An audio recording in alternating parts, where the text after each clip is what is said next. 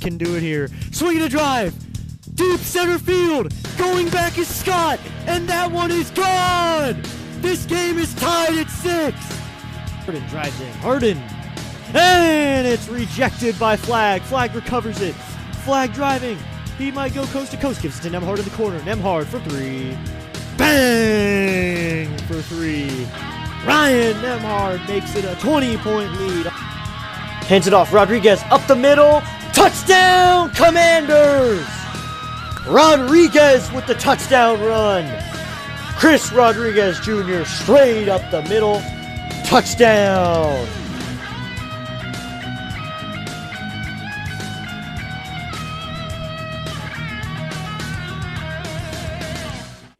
Welcome in, everybody, to District Nation. I hope you're all having a great day going so far, and hopefully it's about to get better as the Washington Nationals are about to take on the Boston Red Sox for the second game of a 3-game series. Welcome in, everybody. I hope you're all having a great day. Be sure to hit that like button, hit that subscribe button if you are not already subscribed, and tell me in the poll, who are you rooting for, or who do you think is going to win this game? Beautiful Boston, Massachusetts is going to host this game. The Nationals, it wasn't so beautiful yesterday. The Nationals are 43-42 coming in. They're now at 500 at 43-43. Let's take a look back real quickly before we dig into this game a little bit more. The Nationals led off the game really, really well with a James Wood leadoff home run to get the game going. Really awesome. Everything was clicking there. I think it was great. The Nationals leadoff bomb. Everything looked good. We were looking good from there. Ultimate Sports Network in here saying hello. What's up, Ultimate Sports Network? I think from there it was good.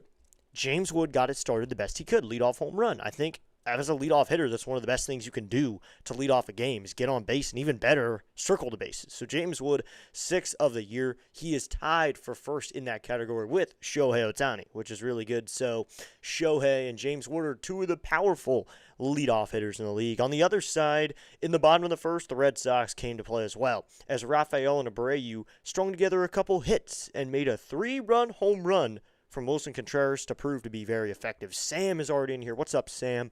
Sam throwing an eagle in the chat. Let's go. But really, not good, the 3 runs there. And then Miles Michaelis, who started this game. There's no opener, so Michaelis started it from the beginning, would pitch to a couple more hitters, and then he'd face Caleb Durbin, who would then hit a solo home run off him. After striking out Jarren Duran, possibly the most dangerous hitter in this order, Caleb Durbin hits a home run. In the second, he gives up another run, 3 hits, all of them singles, really. They string together a few hits. Abreu doing his thing. Yep, Mr. C is already here. Hey, Mr. C, how you doing, Mr. and Mrs. C? The C's are here.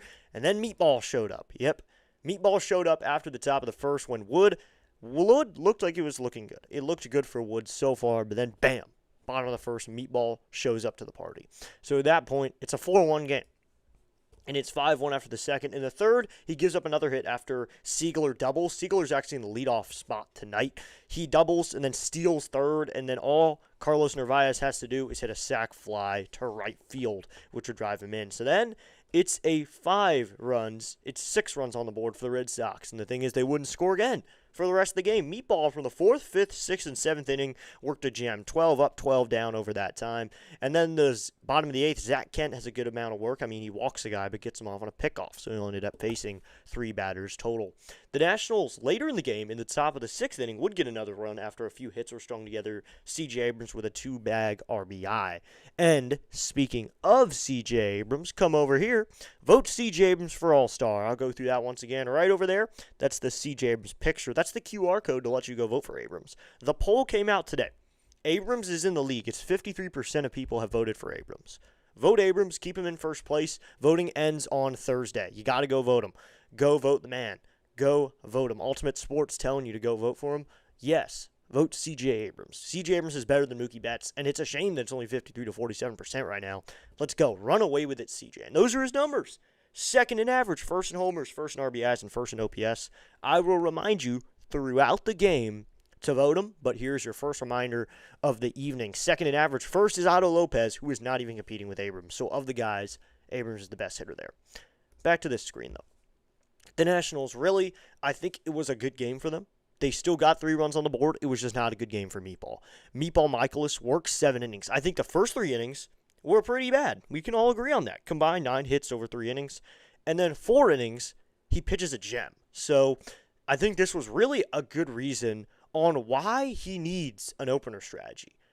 That's why Carson Palmquist needs to be on the roster, and Palmquist needs to be the guy who opens for him, because Palmquist can go 2-3 innings, and then Meatball can come in the third or fourth where he does well. I think that will work for Michaelis. But here we go. Let's talk more about this game. Cade Cavalli takes the mound for the Nationals, 4-4 with a 4 ERA. So the number for Cavalli's 4. 4 wins, 4 losses, and a 4 ERA. Decent numbers, and I've said it many times, this offense just can't get behind him. He's a decent pitcher. He pitches just as well as most people, but just no one really gets behind him offensively. But today, let's do it. Let's get behind Abrams today. We're on the road. Curly W Express is here. What's up, Curly W Express? He says, let's go Nats. Let's go Nats. When I get the sound effects up, we'll play all those different things. But, C.J. Abrams has been raking, and everything else has been going well. This team just looking good offensively, and the pitching can't back him up. And Cavalli's another example. Meatball's an example. Zach Littell can't really back him up. And this bullpen. Sad news today in the Nationals world. I know Mr. C and I will both agree this isn't sad news for everyone. Team-wise, Mitchell Parker is getting Tommy John. That is one thing.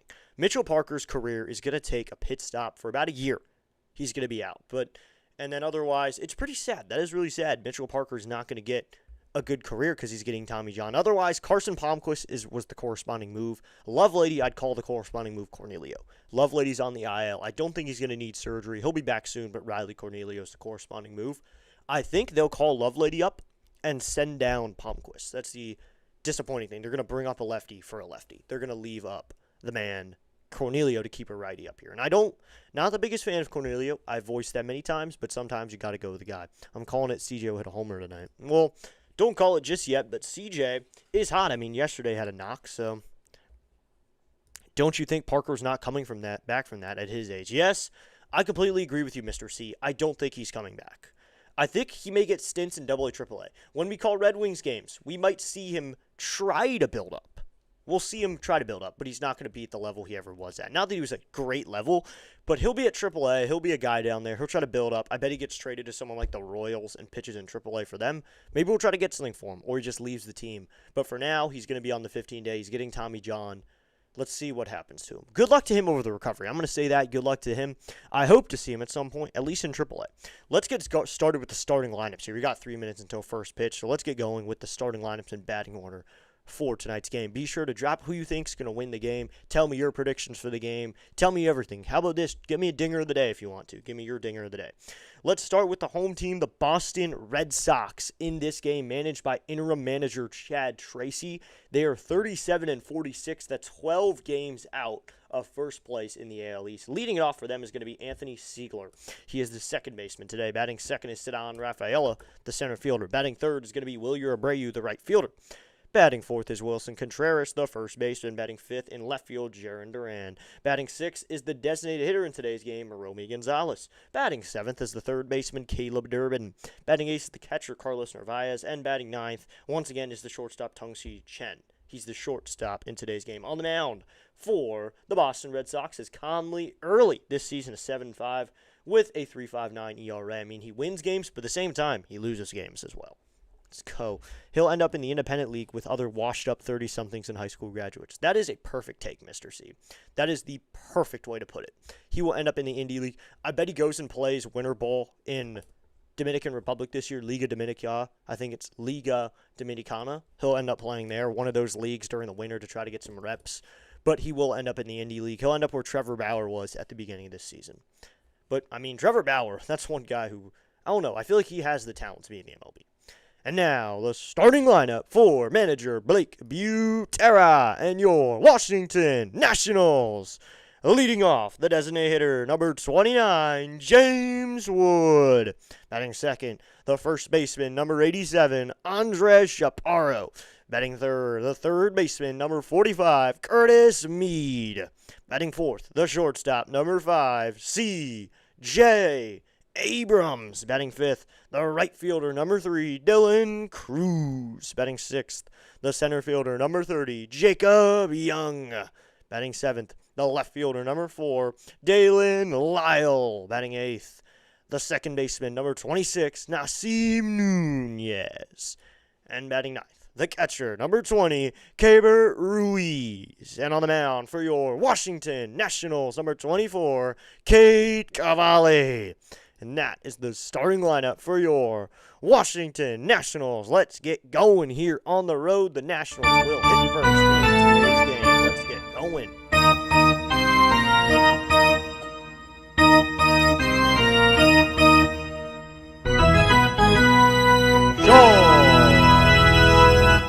Once again, playing the matchups, Blake Butera has 4 righties in the order and 2 switch hitters, adding up to 6 righties to face Conley early, 3 lefties in the order, and if a righty comes into the game, 5 lefties will be hitting, which is really awesome. I think that's great.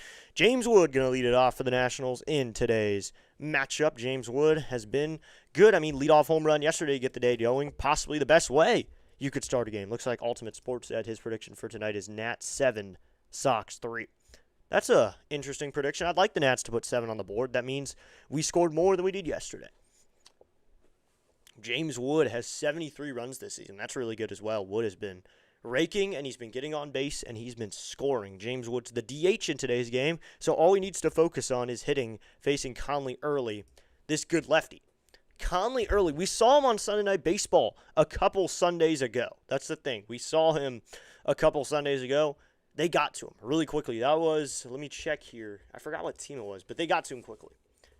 It was after, I forgot who was it that it was. I think it was after the Royals-Nats series. I need to get it up here. Who did it to him? Because I know it was terrible. It was after the Rays series. It was someone torched him. I remember that.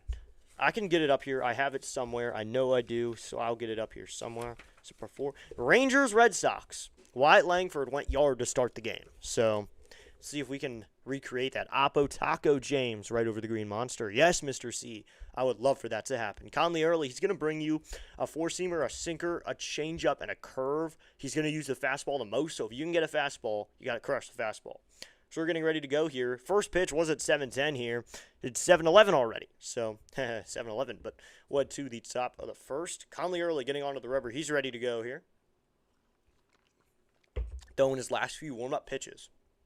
Conley early here, looking at it a little closer, we feel like he's done worse, and I think I can say yes because we've watched him in May. And in May, he has an ERA of 5.05. In his 5 games, he's worked 26.2 innings. He's given up 15 runs and 29 hits. He's given up 6 home runs in the month of June. They're tagging him. And this is a lefty on the mound, so a lot of guys have been throwing a lot of righties against him during that time, which is bringing home runs, bringing big balls. As James Wood here will hit from the left side. Beautiful Fenway Park starting to fill up here. Now it is going to be first pitch probably at 7:13. It's 7:12 right now as James Wood steps up to the plate with his .258 average. Home run count now to 21. 50 RBIs and an .892 OPS as we're ready to get underway here. Conley early is off the rubber. He has his glove in between his legs there, trying to wrap his sleeves up here. First pitch temperature is going to be 79 degrees. It's a little cloudy out here at Fenway Park. It's going to be steaming hot where I am tomorrow, though. So I'm going to be reminiscent of that. Here we go. Early into the line. First pitch to James Wood. Wood fouls this one off. It's an 0-1 count. And if you didn't see already, I know Ultimate Sports put it as it is breaking news. Kawhi got traded a few hours ago, so Kawhi got traded. That was pretty interesting. But, yeah, it's not really breaking. It's been out for a few hours, though. I saw it hours ago, but here comes the 0-1 to James Wood. Swinging a ground ball, this is going to be foul. It's no 2 count. I'm not saying anything, but he says breaking news. If you haven't seen it yet, there it is. Breaking news. This will be 0-2 here. Corey Ray almost had to get out of the way of that foul ball. So, 0-2 here with no outs. Shams updates everyone on NBA action as early into the line. The 0-2 to James Wood. Wood swinging a pop-up. This one is on the infield. Caleb Durbin waving his arms. He's under it on the infield. Caleb Durbin will make the catch for out number 1. So Durbin catches the ball to get the game underway here. Durbin making the catch over there at third base, and that's how we get this one started at 7:13 p.m. That'll bring up Andres Chaparro. I mean, Chaparro, I don't like in the 2-hole. I get that we're trying to throw a righty against him, but we should try someone else. We should try maybe Dylan Cruz in the 2-hole. I know Blake Butera has not used Cruz much in the order. He's never hit above third in the order. Here comes the first pitch to Andres Chaparro. Chaparro takes a 4-seamer that clips the inside part of the zone. It's an 0-1 count now. 0-1 here with 1 out in the top of the first inning. 163 average for Chaparro this season. No home runs and 5 runs batted in. Here comes the 0-1 from early. And Chaparro swinging a miss at a changeup low and outside. It's now an 0-2 count here. Man, not great there. Andres Chaparro, we'll check him on how he's been doing this year. I mean, this year 163 average, career 196. Last year, he played in 34 games. That added up to about a 182 average. Here comes the 0-2 to Chaparro. Chaparro takes a fastball outside, ball one. It's a 1-2 count now. 1-2 here with one out.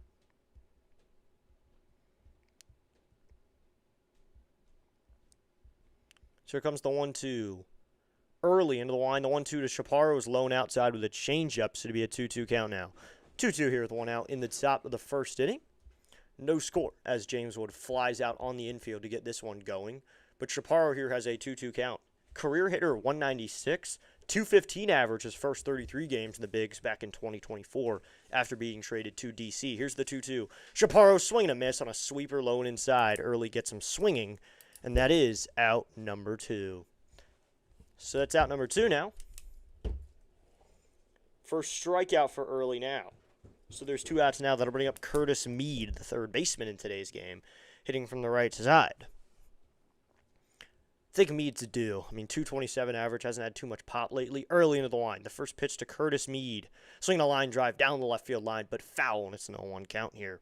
0-1 here, 2 outs. Everyone is familiar with Nationals Park. I have a question for you, because I know Nationals Park does this a lot. Tease your dinger of the day. Put it in the chat. This would be an 0-1. Here's the pitch to Mead.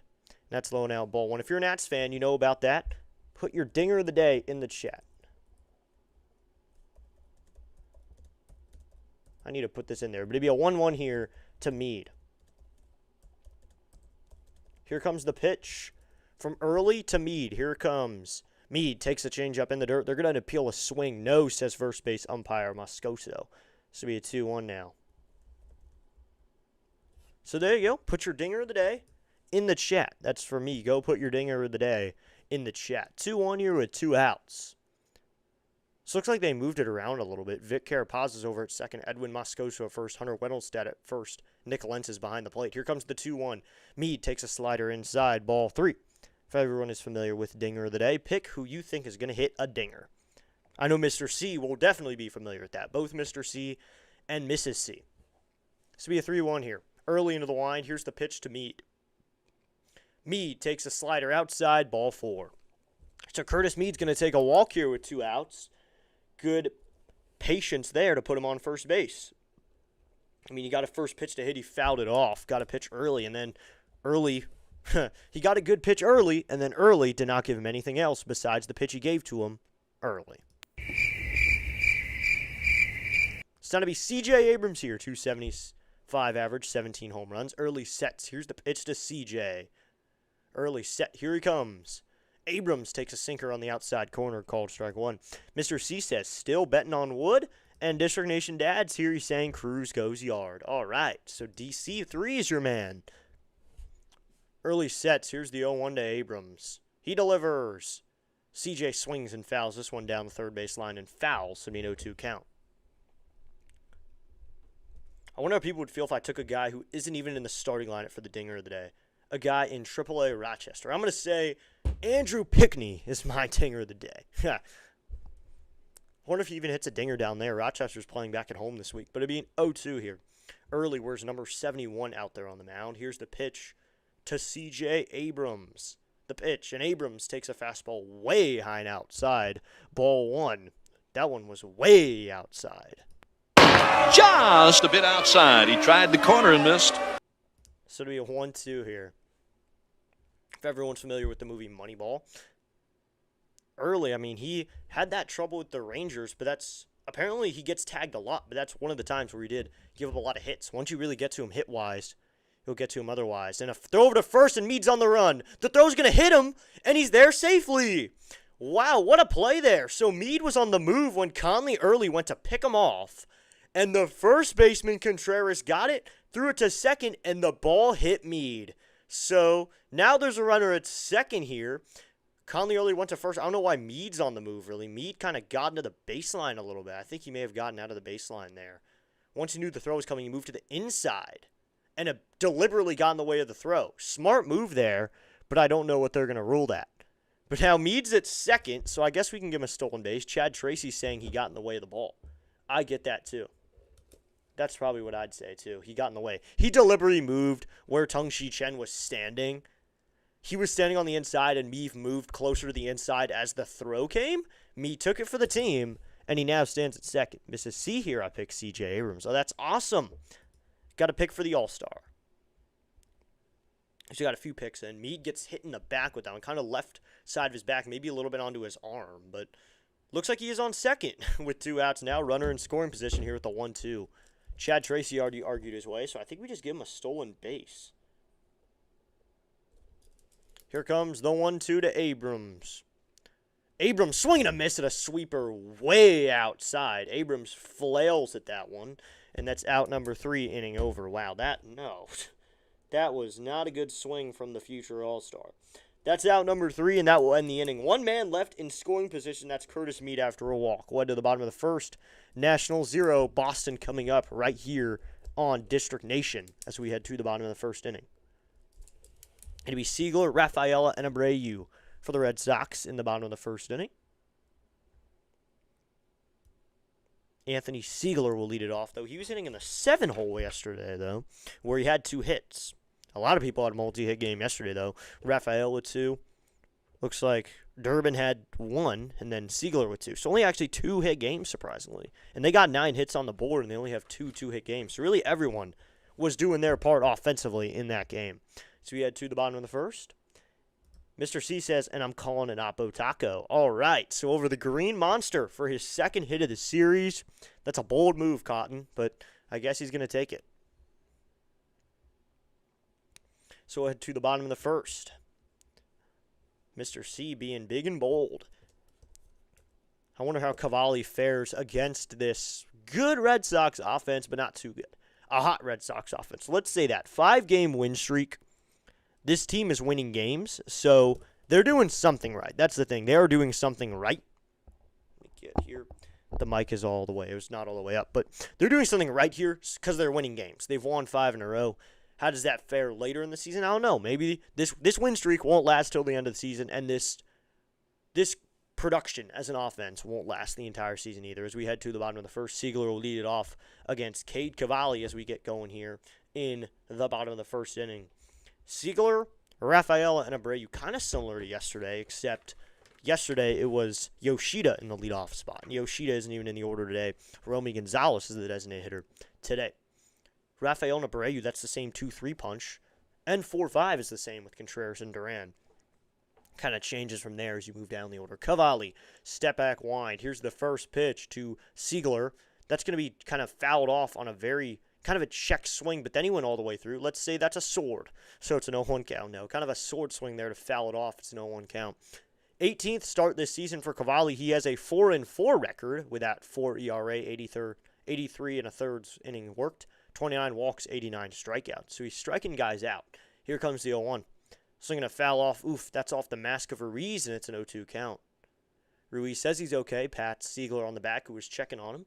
But it'd be 0-2 here. Ruiz looks good to go. Cavalli has been struggling in the month of June. Had a good start to the season. April was decent. May went down a little bit, but June has been the month where he struggled. Let's hope he can find his stride. Should be 0-2 here. Yes, because early in the game, it was all-you-can-eat meatball buffet at Olive Garden for the Red Sox. Exactly. The 0-2. Swinging a line drive down the left field line. That's fair. The Nationals are shifted on him. That's going to be into the corner. Left fielder Lyle will chase after it. Jogging into second. It's going to be Siegler here with a double to get this one underway. Let's hope the meatball buffet doesn't continue. Now Siegler stands at second with a double. The Nationals were shifted on the lefty, and all he had to do was slap a curveball the other way and has himself a double here with no outs in the bottom of the first. I mean, that is not Cavalli's put-away pitch either. He kind of hung that curveball up in the zone, and Siegler just has to poke it down the line. Has an easy double. He just jogs into second base. He probably could have had a triple if he wanted it, as that'll now bring up Cedon Rafael, the 283 average hitter. Cavalli comes set. Here's the first pitch to Cedon. Here comes the pitch. And he's going to show bunt. He pops it up, but that one's foul, and it would be an 0-1 count. That bunt was sent straight into the air.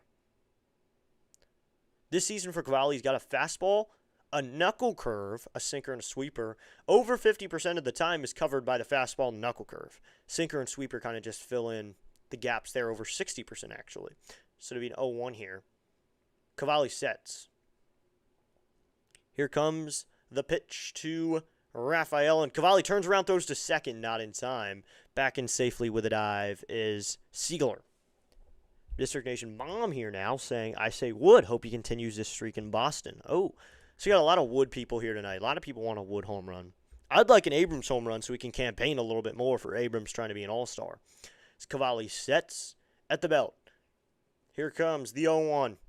Rafaela swinging a miss at a fastball in the zone at 98 miles an hour, and it's an 0-2 count. Cavalli goes to the heat that time. It'll be an 0-2 count now. Really good pitch there. Got him to swing through a hard fastball in the zone, as it'll be 0-2 now. Cavalli steps onto the rubber. He comes set. Here comes the 0-2 to Rafaela. Swing and a miss. He flailed. Man, he tipped it. Rafaela just barely tips the 86-mile-an-hour sweeper. I checked that. I did not see bat, but apparently the home plate umpire, Nick Lentz, saw it yesterday. This is the same Nick Lentz who had trouble with the first baseman last night, Wilson Contreras, as well. It'll be another 0-2 here as the clock winds down. Cavalli sets. He waits. Now here comes the 0-2 to Rafaela. Swinging a chopper down the second base. Nunez has it on a hop. He will flip it up to the first baseman, Chaparro, covering in time for out number 1. So that will not hit too hard down the other way. That'll move Siegler up to third now with a 1 out. So now Siegler, a decent runner, stands at third base for Wilyer Abreu, who just has to hit to the outfield. Could use a strikeout right about now. Could use a Cavalli special strikeout. Make it just for him, too. A strikeout just for him. 1 out here in the lefty, Wilyer Abreu hit now. This Nationals team, the one thing they struggled with yesterday was runs in the first inning. As Cavalli sets. Here comes the first pitch to Wilyer, and he fouls that one off. And it is now the count of 0-1. Something really dangerous. Contreras stands on deck. But he faced a meatball buffet yesterday. So maybe he's a little bit worse when he faces a good pitcher here in Cade Cavalli, who could be an all-star in a couple of years. Could find his way on the all-star team. Consistent, pitches every 5 days. After injury problems early in his career, he's really found it this year in 2026. Here's the 0-1. So I'm going to foul off left field side. It'll be an 0-2 count now.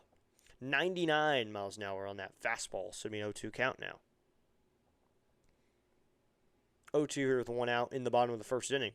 9 pitches for Cavalli as Cavalli goes to the pitch comm to call his own pitch here. He and Littell are due to mix that in. They'll both sometimes call their own pitches, and they'll kind of listen to the catcher as well. The 0-2, swing and a miss at an outside fastball at 100 miles an hour. Goes low and outside, and Cavalli touches triple digits for out number 2 and strikeout number 1. There you go, Cavalli.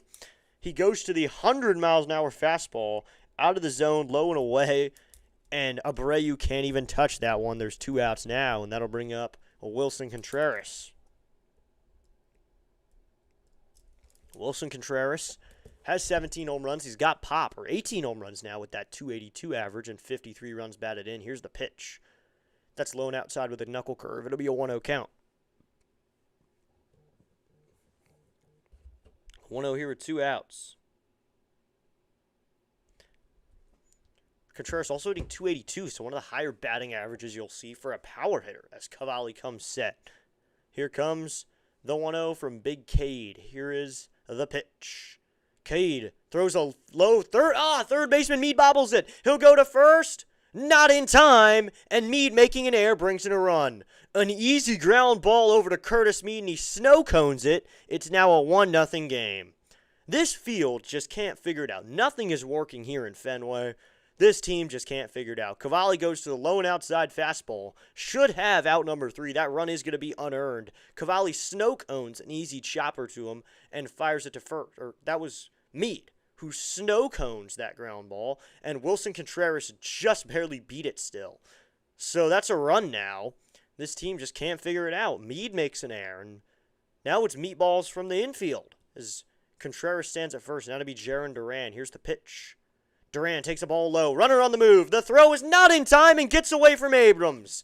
Nunez has to go get it in center field. Now Contreras is on second. In no world, any world, any dimension, any world, any planet, any universe, should Wilson Contreras be able to steal a bag. He had a 2-big lead. Chaparro wasn't holding him on that well.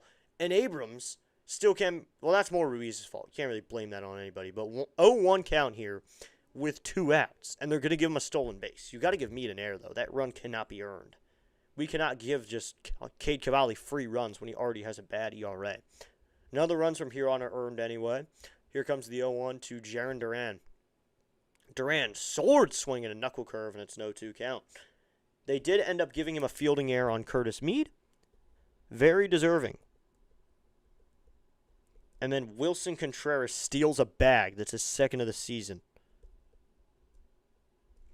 Does Cavalli have a nickname? No, Cade Cavalli does not have a nickname. Mr. C will have to make one up. The 0-2. In the dirt, ball 1. Are they going to check on a swing? No, says first base, or that's third base umpire Moscoso. So we have 1-2 here. Ooh, checking the swing. I think he went on that one. But it'd be a 1-2. Runner at second here with 2 outs. No earned runs in the inning. It'll be up to us to make a nickname for Cade Cavalli, though. We'll have to make one up. It'll be a 1-2.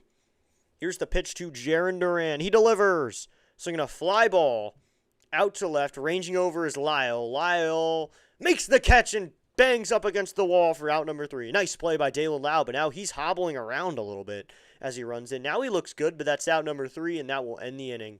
Dalen Lau coming into the corner hit his leg up against the wall. Lyle looked like he was stumbling a little bit after that play, but he does make the catch over there in foul ground for out number 3. So 1 run in the inning. It is not earned because it's an error on 2 outs. On 1 hit, an error from Curtis Meade and a man left on base. Led to the top of the second. The Red Sox get yet another first inning run. It's 1-0 as we head to the second inning. Dude, you need a speed dial, a sand dial to measure Contreras' speed. Yeah, exactly. He should not be able to swipe a bag and then get credit for stealing it. Someone's got to call something out if he's able to steal a bag. We need to throw Millis into the game if that's the case. That is just, ugh. As we head to the top of the second, it'll be Cruz, Young, and Lyle for the Nationals in the top of inning number 2. If you enjoyed today's broadcast, be sure to subscribe to the channel as well, help out our channel, and help us make a nickname for Cade Cavalli. Cavalli has that mustache, correct? Yes, he does. Cavalli still has that mustache going for him. I think we have it over here. There you go. That's what the mustache looks like. Interesting mustache, but here we go. Also, go vote CJ. CJ didn't make any errors that inning. It was only Meade, but what to the second, everybody? Abrams will not hit in the inning, but while we're waiting, why don't you go scan the QR code and vote Abrams? Got to help us out. But it'll be Cruz, Young, and Lyle for the Nationals. The 3 all-stars, not the all-stars, the outfielders will hit in a row. I was just thinking all-stars as we head to the second inning.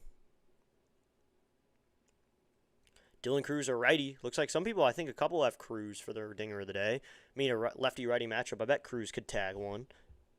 Dylan Cruz has not found it really average-wise. He never has. He has a 219 this year, so it's going up. Cruz's average is going up. 5 home runs, 17 runs batted in. So he's looking better. That's the thing. That's what I'll say. He is looking significantly better. His debut in 2024, he only hit 218. Then 2025, he hits 208.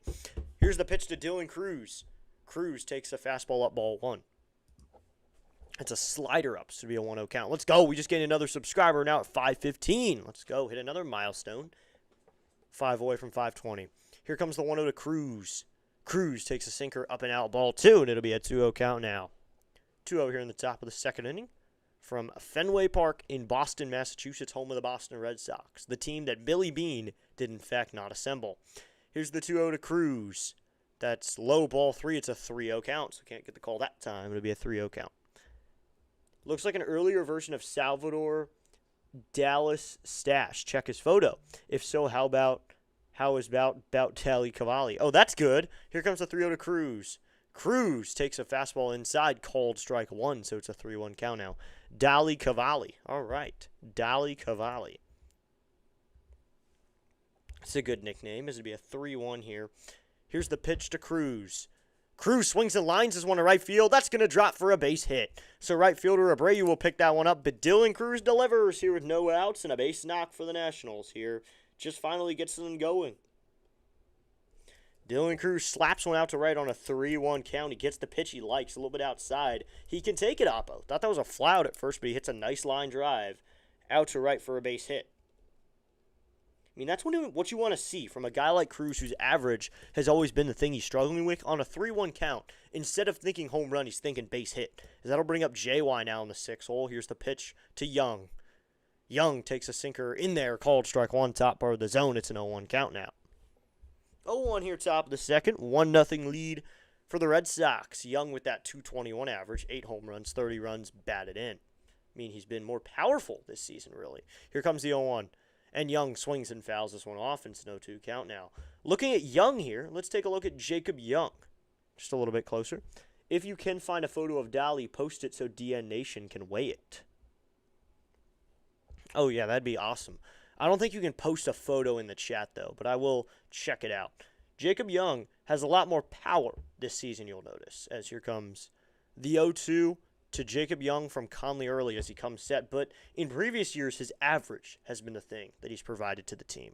As here comes the 0-2 to Young. Early delivers. Here's the pitch, and Young takes a sweeper inside ball 1. This season, it's .221. 2025, he hit 2 home runs total, and he had a batting average of .231. .256 average in 2024, though, when he got a lot more starts. Here comes the 1-2 to JY. He'll go over to first, back in safely as DC. I mean, looking at the numbers, this season, Young has 82 starts. In 2025, he had 120. In 2024, he had 150. Then 2023 got 33 starts as he made his debut. He was called up that season. But 150 games compared to 120 is a lot for a guy like Jacob Young. Here comes the pitch. Young takes a pitch low and outside. Cruz on the move. The throw is in time, and he's out. There you go. Wait, is he out? He's safe. Yes. Chad Tracy might want to challenge this, though. That looked like he was out. And I mean, I'm just the broadcaster, but yeah, they're going to call him safe. I thought Cruz was out looking at it. The throw looked in time. I guess Cruz got past it. Conley early said they got him, but Cruz looks like he got in there. Yep, he got in there.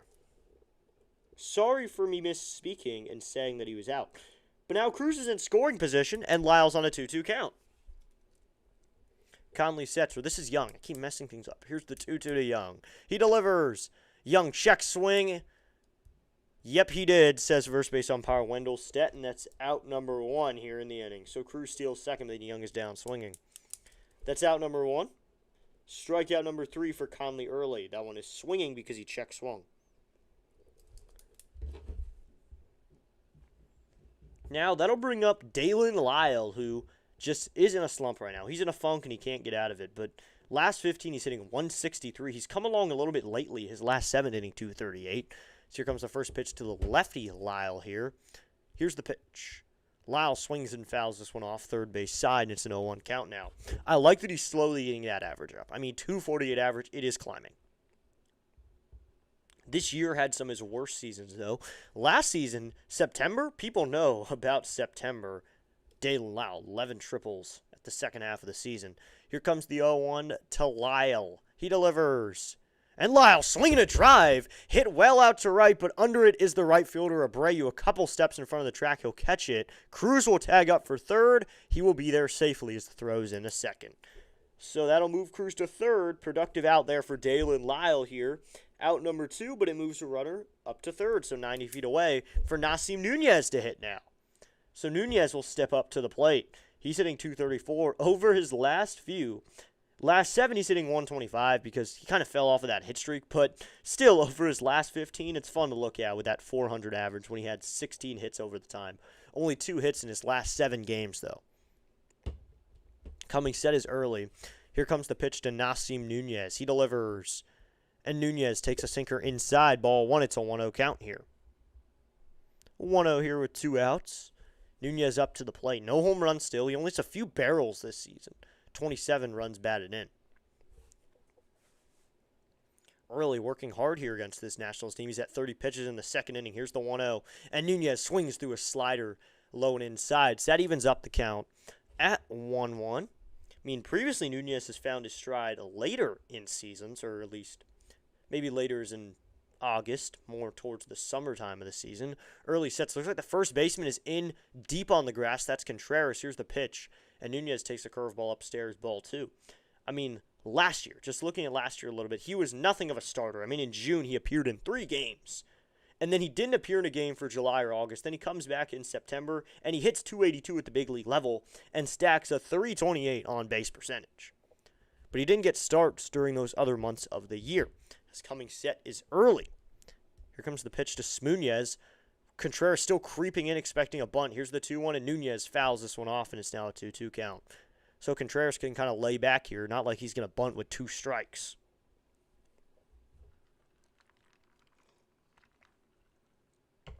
2-2 here, 2 outs in the top of the second inning. Early looks in for his sign. He comes set. It'll be a 2-2 here to Nunez.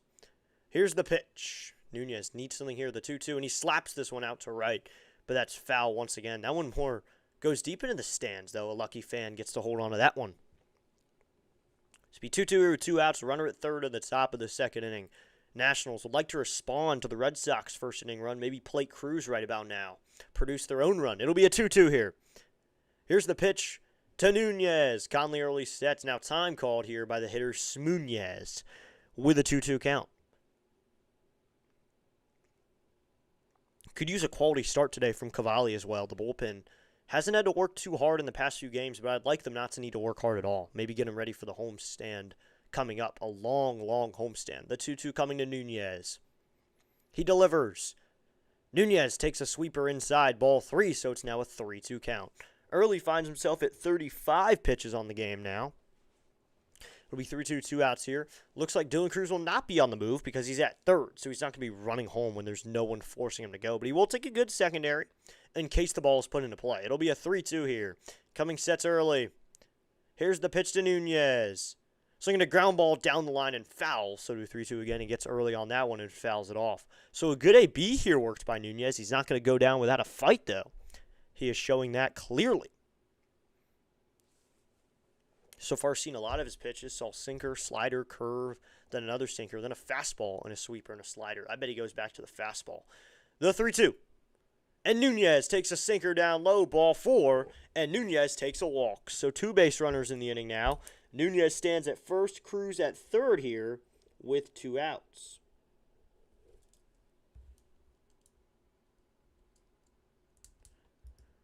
Great night, Mr. D Nation, CEO host. Now the pitching coach will come out here and talk to early in this game.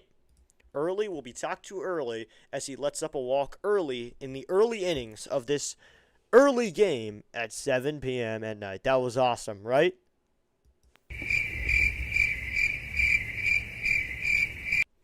So top of the second here, runners to the corners, and Keibert Ruiz will stop by to hit the like button. Let's go. Thanks for coming in, Charles. Thanks for popping in. So top of the second here. So the lucky fan who got that foul ball is from Woods Hole, Massachusetts. Oh, that's great. Woods Hole, Massachusetts. That's a good one, Mr. C. So that'll bring up Keibert Ruiz here with a chance for an RBI and an opportunity to hit from the right side here in the 9-hole. Same situation yesterday. He had to hit in the 9-hole from the right side. Didn't come up till the 3rd inning yesterday. Had a hit in the 6th inning of yesterday's game. So Conley comes set. He waits. Now here comes the first pitch to Keibert Ruiz. Here's the pitch to Ruiz. Keibert swinging a ground ball right to the third baseman, though. Duran fields it, goes to first in time to get out Ruiz. And that's out number 3, and that will end the inning. So that's out number 3. Early gets out of it early there. 1 pitch is all he really needs, and he gets Ruiz to ground out. 1 hit in the inning, 2 runners left on base. Still no runs. 1 to the bottom of the second. Boston 1, Nationals nothing. Let's hope he's out early tonight. That'd be awesome. Get him out early tonight. And thank you, Mr. C, for that good nickname. Thank you! Absolutely no problem at all, Mr. D Nation, CEO host. So bottom of the second will be Gonzalez, Duran, and Narvaez for their Sox.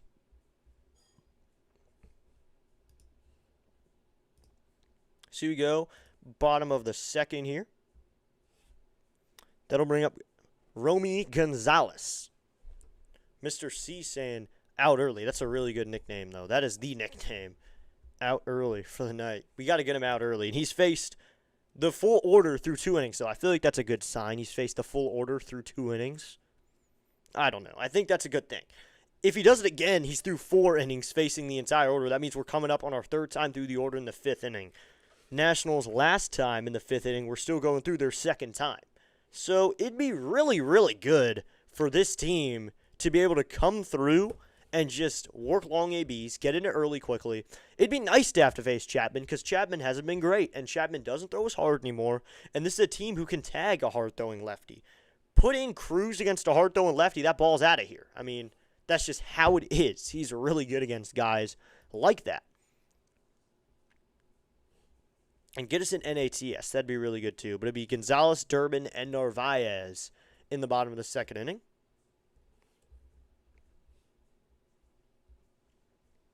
Let's go, everybody. Thank you so much for tuning in tonight. So we had to the bottom of the 2nd. 1-0 game here. 1 hit for each team. That'll bring up a Romy Gonzalez, designated hitter, in today's game. They're showing Dalen Lyle. Last year, he had a similar situation in the 1st where he hit his knee up against the fence, making a catch and foul ground. He just made the same play, but kind of stumbled off the field, but he looks okay. He was able to run at least in the early innings. Here comes the first pitch from Cavalli, and that is in there. Called. Strike 1, clips to the bottom part of the zone. It's an 0-1 count now. 0-1 here to Romy, man who was on the bench yesterday and finds himself starting in tonight's game. Here comes the 0-1 from Cavalli. He delivers, and Romy swing and a miss at a sweeper low and away. Romy has 4 at-bats in the big league, still looking for that first knock at the age of 29. Career batting average, 267 over 748 at-bats, 20 home runs over that time. He's always had a little pop here. Really his first big stint with the Red Sox. Here comes the 0-2 from Cavalli. Swinging a foul ball, and we'll do 0-2 again here. So a foul ball that time. I mean, out early. We need him out early. Romy here, just talking about him real quickly, digging into the numbers a little bit. And just his storyline here. Looks like around March, they placed him on the 60-day IL, and then in June, he was sent to a rehab assignment with the Portland Sea Dogs, and by June 23rd, another one with Warcaster. Here comes the 0-2. Swinging a miss on an inside fastball at 99 miles an hour. Cavalli has strikeout number 2. Triple digits fastball's working here. It's doing its job. It's confusing hitters. He sets him up with a breaking ball. He can go to 99 inside.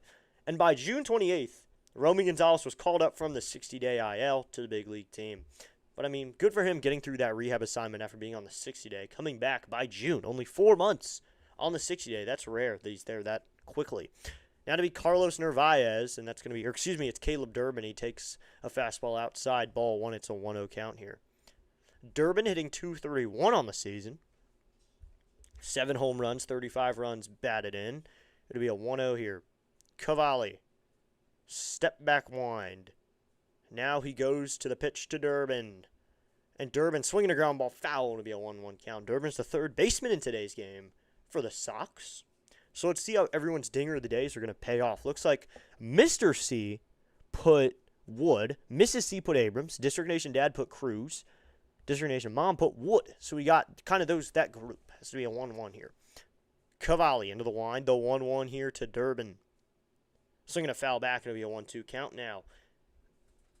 Duran has only had really 2 stints in the big leagues. First one with the Milwaukee Brewers last year, where he had 136 games played. He hit 11 home runs over that time and had an average of 256. So he was decent during that time. I mean, wasn't an all-star, wasn't anything special. Here he is in Boston trying to establish himself as a starting 3rd baseman, or at least until a better one comes along. Here comes the 1-2 to Duran. Swinging a miss at a 100-mile-an-hour fastball low part of the zone. That's out number 2. So, Mr. C, we might need to change that nickname on Cavalli. We need to call him probably Velocity Cavalli or something. Something with velocity in it, because he's touched triple digits twice for a strikeout in this game. That's 2 outs now. That'll bring up Carlos Narvaez. 24 pitches for Cavalli, so his pitch count's looking decent here. Fenway Park starting to get a little dark around the field, so the lights are going to need to work their point. Cavalli into the wind. First pitch here to Narvaez. Check swing called. Strike 1. 99 with painting. Call him Speedy Picasso because he can throw it hard and he can paint. He's averaging 98 with the fastball, and he's averaging 98.2 with the sinker. He's throwing gas right now. Cavalli steps back. Here comes the 0-1 to Narvaez. Swing and a miss at a 95-mile-an-hour fastball in there. Slows it down a few miles an hour, but he still gets the swing and miss. Cavalli, once he settles in, though. 197 average for Narvaez, 2 home runs, 5 runs batted in. This team, they don't really have a starting catcher, though. They have Wong, they have Narvaez, a lot of guys who can get behind the plate. The 0-2, in the dirt ball, one with a knuckle curve. Wanted him to chase that one, but he doesn't, so it'll be a 1-2 count now. 1-2 here with 2 outs in the bottom of the second inning. 1-0 lead for the Red Sox. Oh, I have a shout-out to give here. I forgot to give a shout-out. I have a shout-out to give here that I need to give. Here comes the 1-2 from Cavalli. Here's the pitch. Low and out, ball 2 with a sweeper, so it'll be a 2-2. Mr. C says, Speedy Picasso. Great Gen 2 nickname. Yep, Speedy Picasso. We'll call him that when he throws hard. Shout out to my grandmom and grandbob here. My grandbob is feeling well enough to listen tonight, so thank you, grandbob, for tuning in and I hope you're feeling much better. At least you're feeling better to tune into some baseball. Here's the 2-2 to Narvaez. Swing and a miss at a pitch inside. High and inside. He gets to Narvaez to swing at that one. That was way high and inside. No business swinging at that one. Sword swing. And that's out number 3. Cade Cavalli strikes out the side in the second inning. There you go. 3 strikeouts from Cade. No runs, no hits, no runners left on base, and 3 strikeouts in the inning. We're through 2, everybody. It's a 1-0 game. Red Sox have the lead, but James Wood will come to the plate for the Nationals in the top of the third inning. Thanks to everyone for tuning in today. Looks like we just gained another subscriber. We are now at 516. Let's go. We're creeping up on 520. We are definitely creeping up on 520. Wood will lead it off. Flew out to the third baseman, Duran, his first time up. So we head to the top of the third inning. Wood, Chaparro, and Meade to face early, who needs to get out of here early. 1 hit given up so far for early, but he also has a couple walks, so in the end they go 1 for 7. 3 strikeouts that first time through, and that 1 hit is a single to right from Dylan Cruz, who goes to the opposite field and is able to push that one out to right for a base knock as we head to the top of the third inning. James Wood, who is probably the biggest part of that Juan Soto trade 4 years ago. I think in a few years, we're not going to be calling it the Juan Soto trade. We're going to be calling it the James Wood trade. With the way James Wood's playing and the way even Soto is playing, it's going to be different. It's going to be significantly different. But it'll be Wood, Chaparro, and Meade. Wood just producing ever since that strikeout. And he was an all-star last year, but the official trade involved a few players. It was Juan Soto and Bell for Luke Voit, Mackenzie Gore, C.J. Abrams, Robert Hassel, James Wood, and Jarren Duran. So every one of them gave us something. Luke Voit gave us kind of a light in that time of dark in 2022, gave us a little pop. Mackenzie Gore gave us a good 2025. C.J. Abrams just giving us amazingness right now, all-star starter. Bobby Barrels is one of the best players in AAA. Could be called up any time now to play first base, even if he wants to.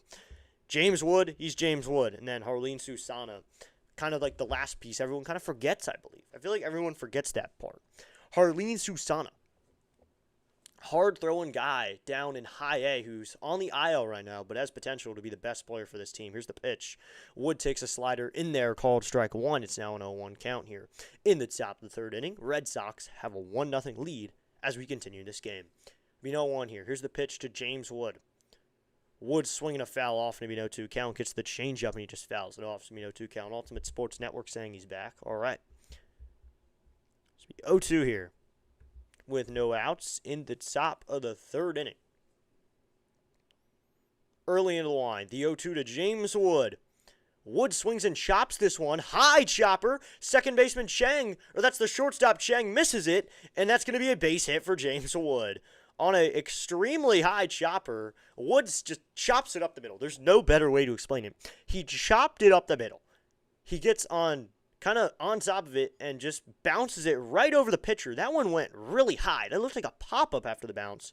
Chang trying to grab it. He can't make the play cleanly, really, but Wood was already going to be there with a base hit. So they are going to give him a hit. So no outs here and a runner at first. James Wood standing at first as the tying run, and that'll bring up Andres Chaparro. Here's the pitch.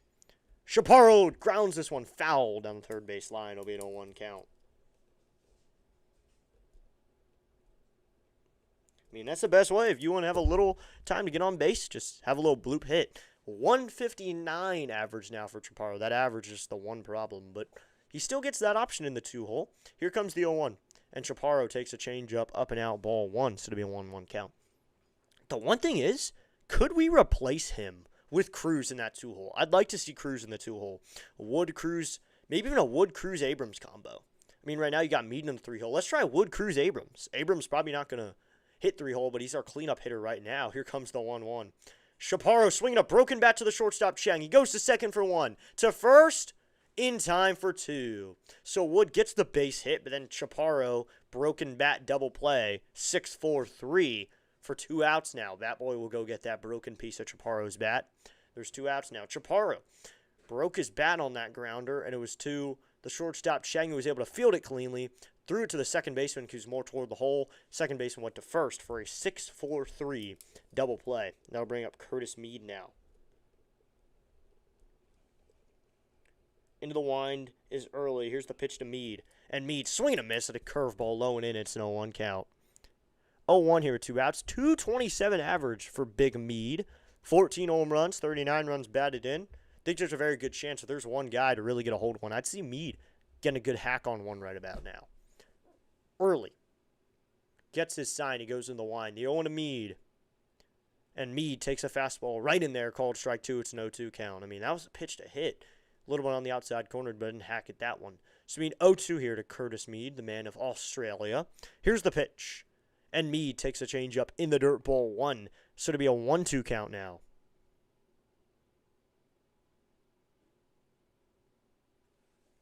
So, 1-2 here with 2 outs. Early. Into the wind. Here comes the 1-2 to Curtis Mead. Mead takes another sweeper. This one in the dirt, ball 2. I mean, a good chance that Mead gets a hold of one. I think that is that. I think Mead could really get a hold of one today. 48 pitches for early, so they're working into his pitch count, even though that double play just happened. Probably not going to see as many batters in the inning, but Mead could make something happen. Here's the 2-2, and Mead lines this one down the third base line. It'll be 2-2. That one gets into the media area with all the photographers. So we'll do 2-2 again. I just find it really funny that Ken Griffey Jr. went from being one of the better players in the MLB to just maybe a decade later to being a photographer. I mean, do what you love. Follow your passion. Here comes the 2-2 to Mead. Called strike 3. Low sinker that time. Sinks right out of the zone, and Mead takes it in the zone. Strikeout number 4 for Conley early. So that's out number 3. A single, a double play, and a strikeout is all the Nationals hit. They get a hit in the inning from James Wood. No runners left on base. What to the bottom of the third? It is Boston 1, Nationals nothing here on District Nation. It'll be Chang, Siegler, and Rafaela for the Red Sox in the bottom of the third inning. Thanks to everyone for tuning in. And be sure to go vote C.J. Abrams. That man right there, right over there. He's on the screen. You can pull out your phone, scan the QR code, or go to MLB.com/vote, and you can vote right now. And it's between 2 people, so you don't even need to pick between all these different guys. It's between Abrams and Betts. And Abrams is obviously the better shortstop, in the NL at least. There's only 1 or 2 shortstops in the league, I think, that are better than C.J. Abrams. Only 1 or 2. But that's just my opinion. I think Witt's better. Maybe Witt. I can't really think of many others. Maybe Otto Lopez when it comes to contact. When it comes to contact only, maybe Otto Lopez. Maybe. And that's a completely maybe. Because he just has a good average. He makes contact. Abrams, though, brings a package because he makes contact a lot. And he hits home runs. He has 17 home runs this year. So he makes contact and he hits tanks.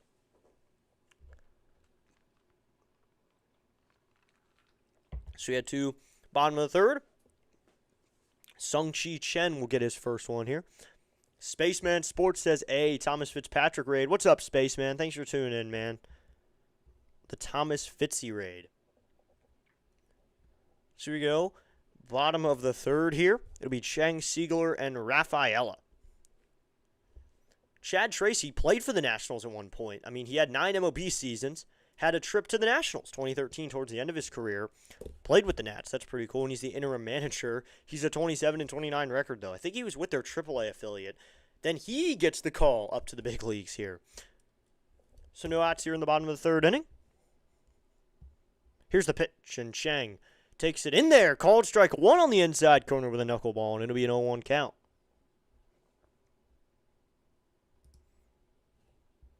Should be 0-1 here with no outs in the bottom of the third. Here comes the 0-1 from Cavalli to Chang. Here's the pitch. That is in there. Called strike two. That knuckle curve clips the bottom part of the zone as well. So it's an 0-2 count. You know, with Cora, the Red Sox were 10-17, though. And then when Chad Tracy comes in, they're 2 games under 5 at 27-29. He's picking up the pieces here. He's kind of doing his thing, picking up the pieces, finding his way as he goes. Here comes the 0-2 from Cade Cavalli. Just up, ball 1 and out. Ruiz thought he'd get the call, but that one is called just up and out, so it'll be a 1-2 count here. Yeah, just stopping by. Keep up that awesome work. I never knew he would get this far. Thank you, Spaceman. Thanks for those nice words. Cavalli. Step back, wind up. Here comes the 1-2 to Chang. Outside, ball 2 with a 99-mile-an-hour fastball. Wanted to chase that one. That one is nowhere near the zone, but it'll be a 2-2 here. 1-0. We got a high-scoring first 2 innings last game. I mean, it was 6-1 by the time it was the third. Here we are in the bottom of the third. It's a 1-0 game. Here comes the 2-2 from Cavalli. He delivers. Swinging a ground ball. This is going to be the third baseman Meade playing a shortstop position. He fires to first in time for out number 1. Chang tripped over the bag. He was running really hard over to first, trying to leg it out, but he trips over the bag after he does that for out number 1. He really wanted that hit, and he was willing to do anything for it. So that's out number 1. That'll bring up Siegler now, Anthony Siegler. Really heavy lefty shift on him, but he slaps it over to the shortstop position, which kind of hits right into the shift. But, yeah, Chang, he kind of tripped, lost his balance on the bag as he ran through it and then fell to the ground, kind of dove past the bag after he had already been through the bag. So, now bring up Siegler here. Here's the pitch, and Siegler takes a fastball up high now, ball 1. I think the Nationals will learn their lesson. Chances are they won't shift on Siegler here after he starts that game with that double down the line the other way. Siegler's been well hitting up at the big leagues. He's been hitting well, 378 average with a home run and 3 runs batted in. An over 1,000 OPS in his select games. Here comes the 1-0 from Cavalli. Swinging a ground ball down the first base line and foul, so it'll be a 1-1. Hey, Meade didn't snow cone that one. Does Meade have an unusual number of errors this year? We can check. I mean, Mr. C, we also thought that Jacob Young had a lot of errors this year. He had 2. I didn't realize that. He had 2. We just happened to see both of them, Mr. C. That's why we thought they had so many. But maybe Meade should be the DH here. So here comes the 1-1 to Siegler. Called. Strike 2 on the low corner with a changeup to be a 1-2 count. I mean, Curtis Meade, fielding-wise, it looks like last year in his games. I'll check here. I'm trying to figure it out here. You can find it at every position. Oh, that's awesome. How many errors did he have, though? That's what I'm looking for. This year, he has... Wow, he actually has a good amount of errors. Okay. That's a good amount. He has 2 over there at third, actually. Here comes the 1-2. Swing and a miss and a 99-mile-an-hour fastball. Strikeout number 5. So Cavalli sets him down with the cheese again, right in the zone, and Siegler swings through that one. Yep, selection. Yes, selection bias. We saw both the errors and thought, oh, wow, he made a lot of errors. We've just seen both his errors, as it'll be 2 outs here. Cavalli. Step back windup here. Here comes the first pitch to Ceddanne Rafaela. Swing and a miss at a fastball low, and it's an 0-1 count. He went low and outside with that one, so it'll be an 0-1 here with 2 outs. 282 average for Rafaela. 7 home runs, 35 runs driven in this season. Cavalli taking his time, though. The clock gets down to 1 almost every time when he goes to the plate. Now he steps back at 2 this time. Here comes the 0-1. That is low ball 1. Can't paint that time with a 99-mile-an-hour fastball. He doesn't get the call. So it'll be a 1-1 here with 2 outs. Cavalli just touched 40 pitches. I mean, Early was already in that range. He was in that range during the second, so I'm not too worried about Cavalli's pitch count. Here comes the uno to Rafaela. Swing and a miss at a fastball. He is flailing at that low and outside fastball. Cavalli gets him to swing through it. So it'll be a 1-2 count here with 2 outs at the bottom of the third. Rafaela did not take a good hack at that one. Good job by Cavalli to get him to flail at that one. So it'll be a 1-2 here. The one time I don't pick up Cavalli in fantasy, though. The 1-2. Swing and a miss. He gets him to flail at a sweeper way outside of the zone. And he just swings through that one. And 2 more strikeouts for Cavalli makes it 6 now. He's just coming through the second time through the order, and he starts him off with a couple strikeouts as we head to the 4th inning. It's still Boston 1, Nationals nothing. No hits, no runs. No runners left on base that inning, and 2 strikeouts the inning adds it up to 6. Wow, that pitch was way outside with that sweeper. So much movement. That one was way out of the zone. Just a bit outside. He tried the corner and missed. So with that pitch way out of the zone, he gets him to flail at a sweeper. 6 strikeouts now. And we head to the top of the 4th. It'll be Abrams, Cruz, and Young. Abrams struck out. Cruz has a single, and Young struck out. So that's the line here. And guess who's coming up to the plate? The man, the big man, C.J. Abrams. Go vote him right now. QR code on the screen. Vote C.J. Abrams right now. Take out your phone or go to MLB.com/vote.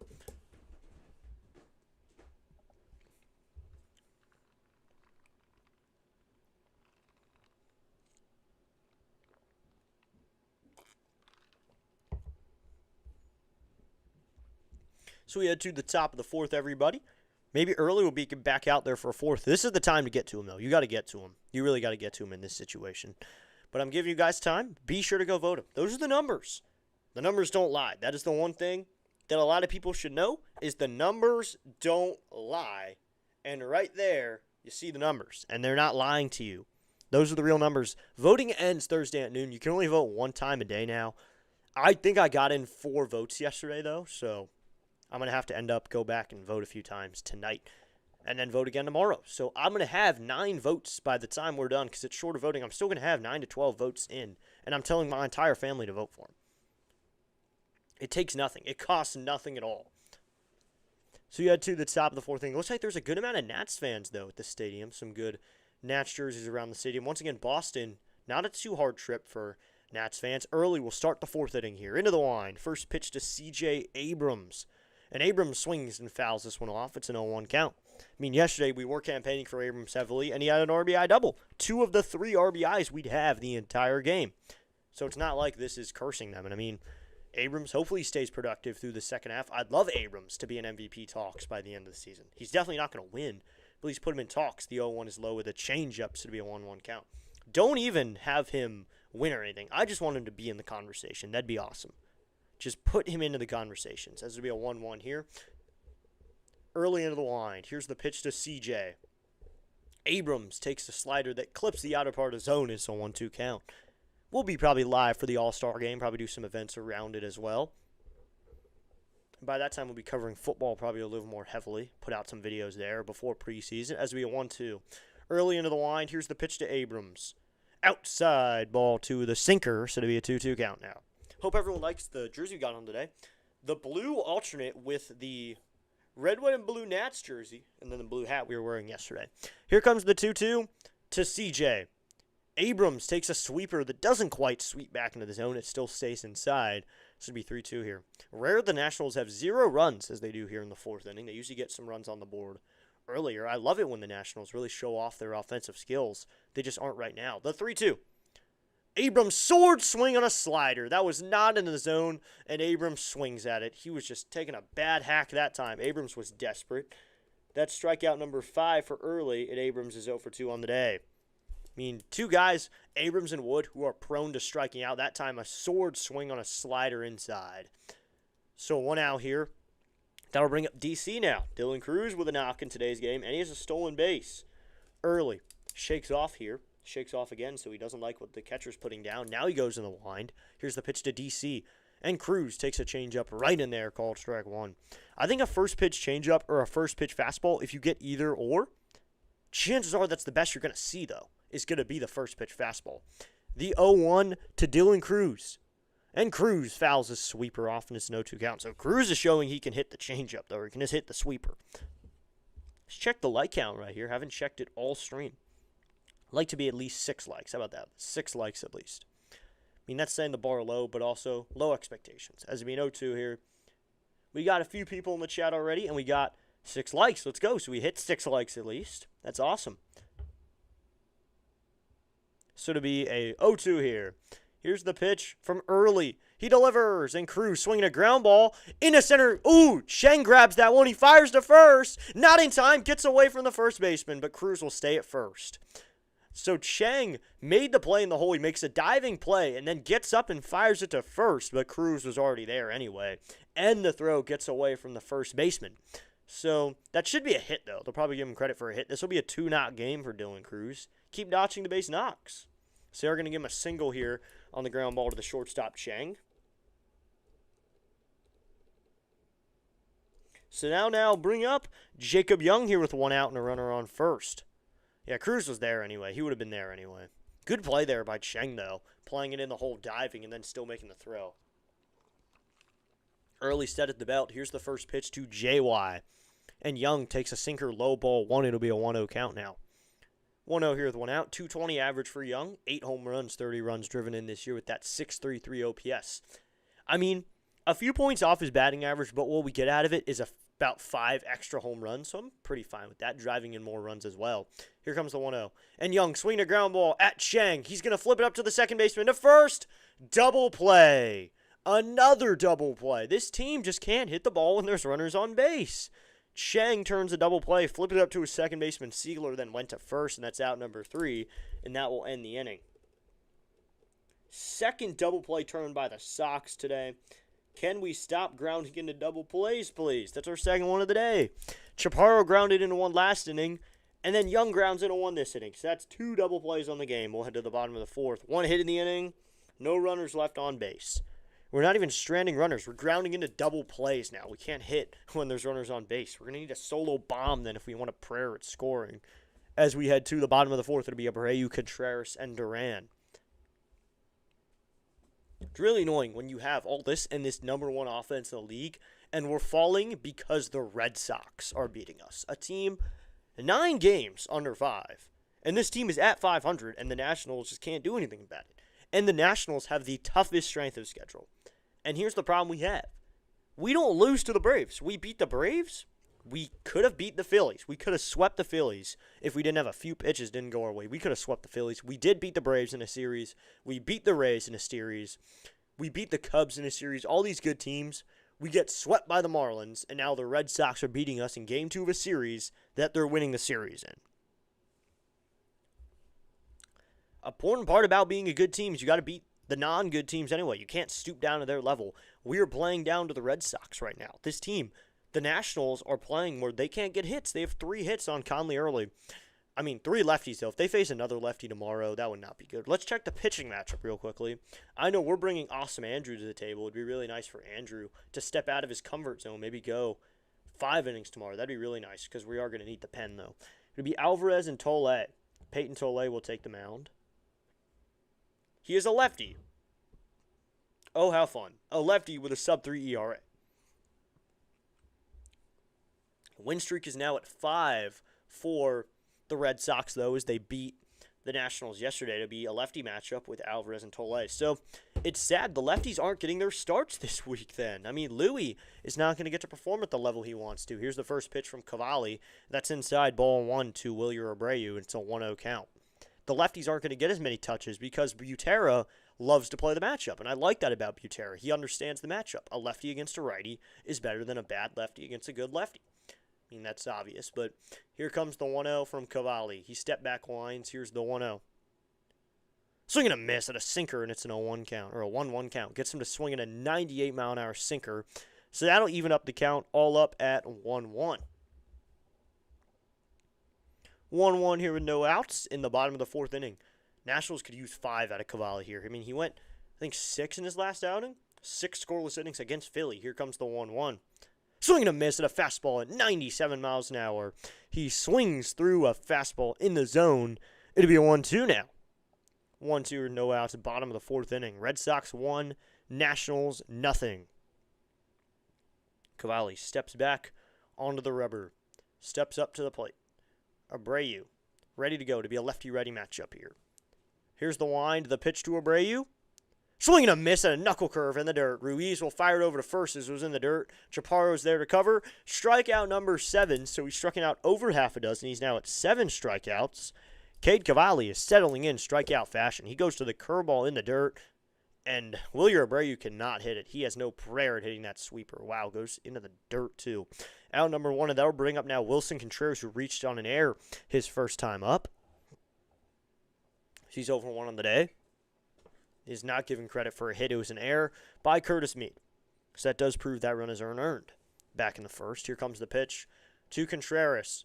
And Cavalli goes to the fastball up high at 96, and it'll be a 1-0 count. I would love us to hit Cavalli at least once. Just once, or not Cavalli, Contreras, because of what he did with that home run, pimping it. I feel like we could use on a 100-mile-an-hour fastball there to be a 1-0. I bet he gets hit a lot, though. I know people do hit him a lot because he instigates a lot. Here comes the 1-0.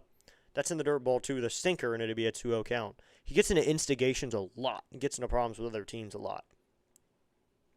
You'll notice the Nationals haven't had that much this year. That used to be what happened with Davey Martinez a lot. We used to get in altercations a lot because of Davey. Now, no, not as much. This team is a lot more calm. Butera challenges things when he needs to. Here comes the 2-0 to Contreras. That is top part of the zone, not called ball 3, but Ruiz wants a challenge here.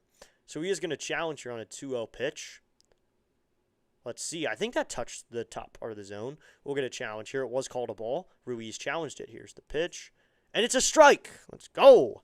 The Nationals actually win a challenge. Keibert Ruiz challenged a call, and he won. Thank you! So to be a 2-1 count now. 2-1 here with a 1 out, and the Nationals actually win a challenge. That's new. Cavalli. Step back wind. Here comes the 2-1 to Ruiz. Swing and a miss at a 99-mile-an-hour fastball. Gets him to swing at that one. He has 3 in a row going here. 5, 6, and 7 already in a row to be a 2-2 here. And he's threatening to do it to Contreras as well. Cavalli steps back. The 2-2 to Contreras. Check swing. Did he go? No, says first base umpire Wendell Stets. It'll be 3-2 now. 3-2 here with the 1 out. Cavalli goes to the pitch comm here. Wants to call his own pitch here with 1 out.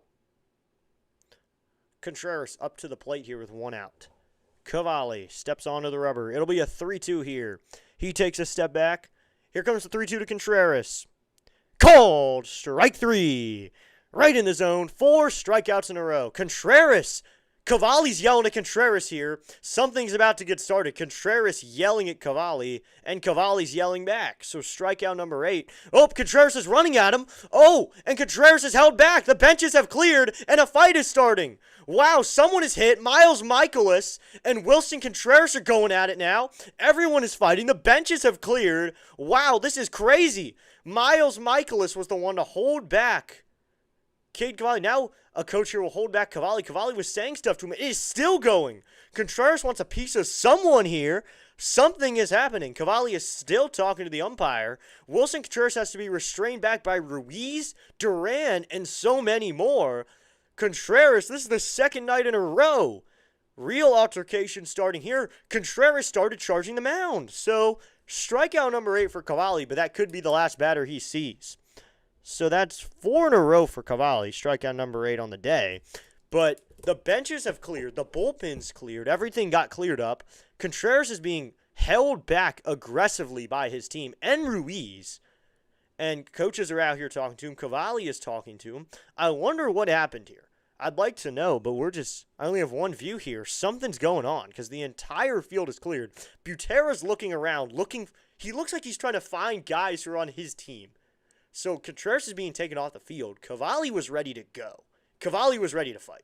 Cavalli and Contreras started yelling at each other, completely ready to go on that one, but they were held back by teammates. So it was a called strike 3, and Cavalli yelled something. Contreras starts yelling back, and then Contreras starts yelling, and they're about to charge. So they're trying to figure this out here.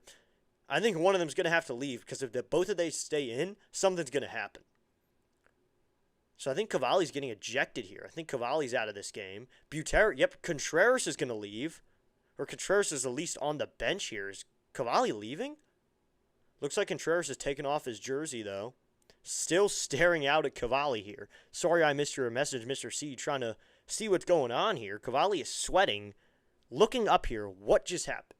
8 strikeouts, though. That's one thing. He's had 8 strikeouts. Contreras did not like whatever he said to him. So, Cavalli goes to the knuckle curve in the zone, called strike 3. Cavalli yells something. Contreras stops, starts yelling back. So, Cavalli turns and starts yelling. Contreras is bringing the bat, though. So, Contreras is still holding his bat through all this. They're still yelling. And then Ruiz is holding him back. Contreras immediately starts charging at Cavalli. Is held back. Luckily, Cuno comes in for the save. Meatball Michaelis gets in the way. So I guess Cavalli yelled something here. Yelled something about the called strike 3 as the pitch was going in. And then Contreras stops. I'm going to try to read some lips here. He's saying, you talking to me, you talking to me. Contreras is saying that. And then Ruiz has to hold him back. Coaches come in. Duran starts coming to Chaparro. Contreras gets past and starts running at him. But Meatball Michaelis and Michael Johns, the bench coach, get in the way. So Michaelis really got into the middle of this. Michaelis and Michael Johns, the bench coach, really got into it. And Contreras, I love how he stopped. He stopped like, oh, you talking to me, you talking to me. And Ruiz gets in the way. Umpire gets in the way. Chaparro comes to help out Cavalli. So Chaparro comes to help out Cavalli. Then 2 guys charge Chaparro. Nunez is coming in. And then Contreras tries to charge around, ready to throw his helmet at Cade Cavalli. So Cade Cavalli's stepping away, but Wilson Contreras tried to throw his helmet at Cade Cavalli. That you got to eject him for that. He had intentions of hurting Cade Cavalli. He's got to be ejected. The umpires are talking this over, but where do you think Contreras will end up after the trade deadline? Honestly, with all the things he's getting into, I think he'll head back to Chicago, though. I think he'll head back to Chicago. That is my opinion. But he's been in so many different altercations. It's got to be another one, this time with Cade Cavalli, of all people. So Cavalli gets into it with Wilson Contreras. Cavalli really just yelled something at him, and then Contreras is held back and then breaks away from Ruiz, grabs his helmet, and is ready to throw it at Cade Cavalli. Luckily, Michael Johns and Miles Michaelis, and yeah, he had intentions of hurting Cade Cavalli there. He was ready to throw his helmet at him. Exactly, Mr. C. Dude needs to be ejected for a few games. He came over, took his helmet off, drops it, and then picks it up and is ready to throw it. And Cavalli's saying, bring it to me. I'm ready to go. And he did throw it. He didn't hit Cavalli, but then guys like Miles Michaelis, Andrew Alvarez, they get in the way. Good thing Miles Michaelis got into the way. And then Cavalli takes off his hat, ready to go with Contreras, and Contreras throws his helmet. Hits Andres Chaparro with it. Then Miles Michaelis stumps and starts charging. Michaelis actually got a lick in. He was the one shoving. And then Contreras is mad at Michaelis. So good job by big man Michaelis to come in there. He was ready to throw some hot pockets. And Miles Michaelis got into another fight with another guy. Just another coach there. And Miles Michaelis is going at it with him. So I think if one guy gets ejected here. And then Contreras comes at Andrew Alvarez trying to get to Michaelis. So I think Miles Michaelis is going to end up getting ejected over this. Wilson Contreras is going to get ejected over this. Whoever was fighting with Michaelis will probably get ejected. So Chad Tracy's arguing with umpires right here. I'd love to know what the changes are here. Let's check Twitter. Let's check Twitter here. I want to know what's happening here. The altercation is really crazy. So Mr. C, I completely agree with you. He threw his helmet. He had intentions of hurting Cavalli. I would love to know what the problem is here. Bench is cleared. Wilson Contreras jawed off at Cade Cavalli, and Contreras tried to throw his helmet. Wound up hitting countryman Andres Chaparro. Miles Michaelis also appeared to throw a punch. What's up, Dan? Dan is back. He says, District, I'm back. You missed some stuff, Dan. There's a fight going on. There's a fight that just happened. Chad Tracy's yelling. So far, all Mark Zuckerman could see is that it was started by Contreras. Contreras starts jawing at Cavalli, who just says, yeah, let's go. Cavalli was celebrating, giving like a, yeah, let's go. Used probably some 4-letter words. And then Contreras starts to try to throw his helmet, and he hit Andres Chaparro, and Miles Michaelis ends up throwing a punch. So of all people, Meatball's getting into it, and Chad Tracy's been ejected for arguing with the umpires here. Vic Carapazza, the crew chief, just ejected him. Chad Tracy trying to get his money worth here. Cavalli's at 52 pitches. This is a great outing. I hope he doesn't get ejected. So, this may have started in the bottom of the first when the inning ended and Contreras ran right past Cavalli, nearly bumping him. So, a little bump is the reason this started. Contreras should be ejected. I agree with Mr. C. Suspension. Give him a suspension. Chad Tracy's ejected first off, so he's out of the game. This is, I think, his second ejection, but he's getting his money's worth. After his long career of playing, he's going to get his money's worth as a manager here. Also, Cavalli struck out 6 of the last 7 hitters he's seen, by the way, but that's none of my business.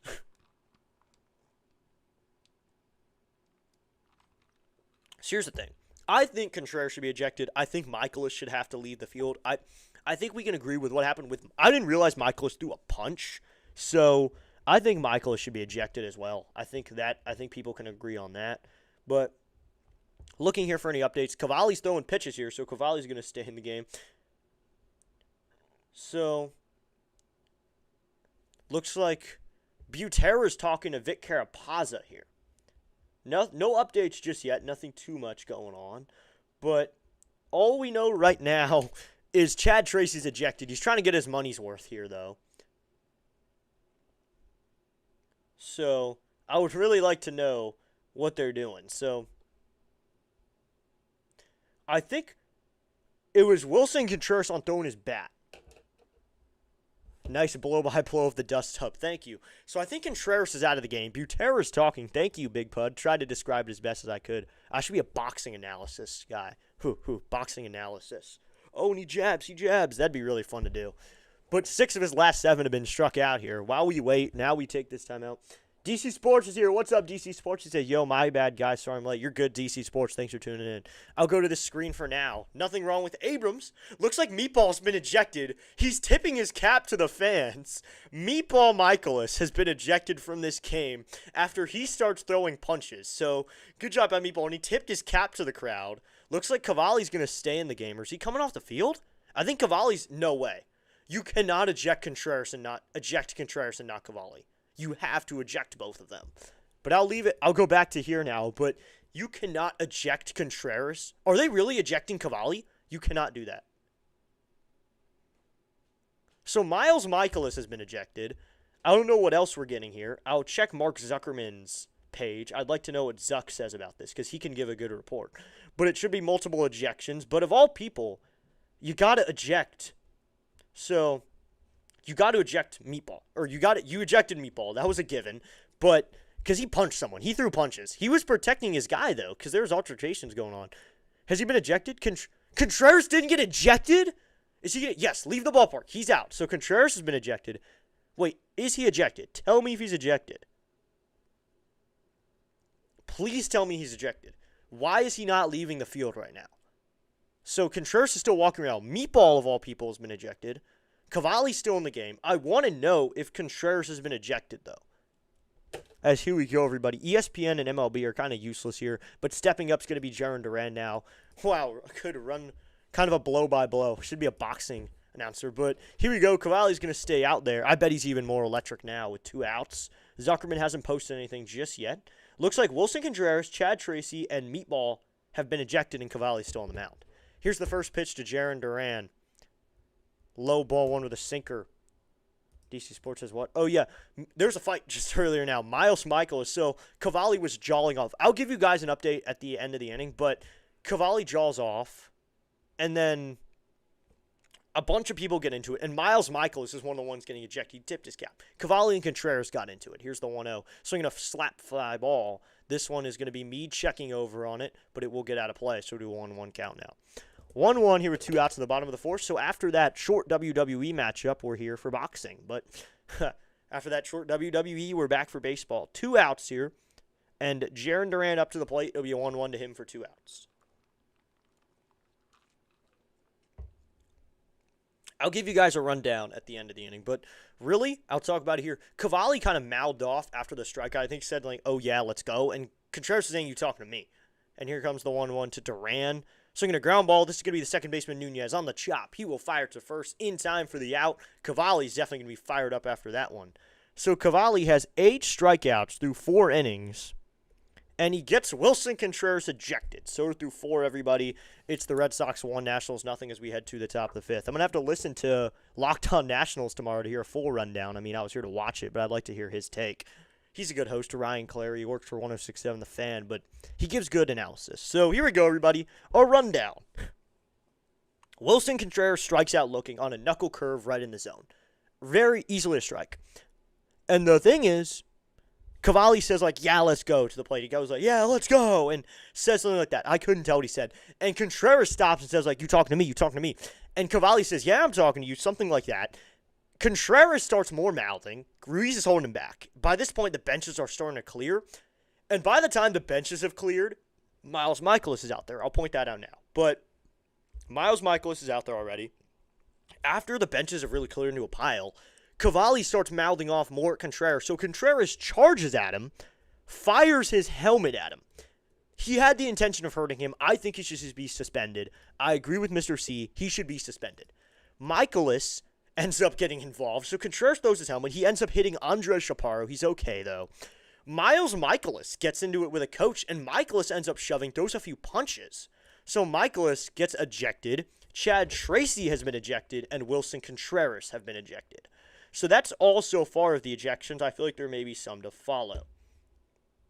But man, interesting change of events here. Didn't think he had that hot head. So Cade Cavalli is not ejected. He'll stay in the game. So there you go. That's just one update. No updates just yet on anything else on the Cade Cavalli mistake there. Yeah, and he did something yesterday. Contreras got ejected yesterday, too. This is 2 games in a row. You got to suspend him. Wow, that's ridiculous. If Contreras don't get suspended for a few games, he did something yesterday. And he did something in both games. He's got to be suspended. I completely agree with everyone in here. I still don't know. What's up, Fitzy? It's because Cavalli just yelled something. Contreras threw his helmet at him. That's the only thing. As now, looks like Danny Colombi will take over here after Early works 4 innings. I hope he wasn't hurt during that benching clearing thing. I hope he's actually okay after that. Early ends up working 4 innings. Here we go, the 5th. It'll be Dalen Lau now. The lefty Colombi goes to the plate. And Lau swings and loops one out to left center field. That's going to be a base hit. That one's going to be got by Duran. Lyle's going to take a wide turnaround first, but stop with a hit. So Dalen Lyle here delivers with a no-out. First pitch from Colombi, he laces it into left center field for a single. So 4 innings ended up worked by Early. 3 hits, no runs. He gives up no runs. Not a quality start, though. 5 strikeouts. He ends up walking 2 guys. 2 walks, 5 strikeouts, no runs, 3 hits. I agree with the call that Cavalli didn't get ejected because he was just happy. Wilson Contreras was ready to hit him, to hurt him. Here's the pitch to Nunez, and Nunez swinging a miss at a cutter, and it's no 1 count. That's the thing. Contreras had intentions of hurting him. I saw nothing wrong with what Cavalli did. Cavalli was charging him because it looked like Cavalli got angry, but then Contreras initiated it into a fight. Here comes the 0-1 to Nunez. So I'm going to bloop out towards right, but the right fielder's Abreu's under it, and Abreu will make the catch for out number 1. So Lyle has to retreat back to first. If you're just joining us, everybody, it is the top of the 5th right here on District Nation. 1-0 game between the Red Sox and the Nationals here in Boston. We just had a few ejections of Chad Tracy. And, of course, you also got Wilson Contreras and Miles Mikolas. Surprisingly, Mikolas got ejected because he threw some punches. So I'm interested to hear who's at first. As Cummings said, is Colombi. Here's the pitch, and now Ruiz going to take a timeout. Something's going on here. What now? Or a timeout called here. Mr. C says such drama. Yeah, so much drama from these boys. Now, a ball girl has to go over and get a ball real quickly. That's what they were talking about. But I agree with it. I like that Cavalli didn't get ejected. I feel like he didn't do too much wrong. So to be Colombi throws over to first, back in safely as Lyle. It's not hockey, says Mr. C. Oh, yeah, it isn't hockey. That's the one thing. It's not hockey. Such drama. I mean, it's not hockey to the point where they don't actually fight. They say, oh, I'm going to fight you, I'm going to fight you, and then they don't do anything. Here comes the first pitch to Cabert, and Ruiz takes a cutter upstairs, ball 1, so it'll be a 1-0 count here with 1 out. I mean, that could be a boxing analysis. Oh, when he goes after him, he punches him, he punches him, he punches him again. I could do that play-by-play on YouTube is coming sets Colombi. Here's the pitch to Ruiz, and Ruiz takes a sinker upstairs, ball 2. It's a 2-0 count. So who's at first now? Monasterio's going to take over at first again. Monasterio put over there again. This is his second time doing it so far.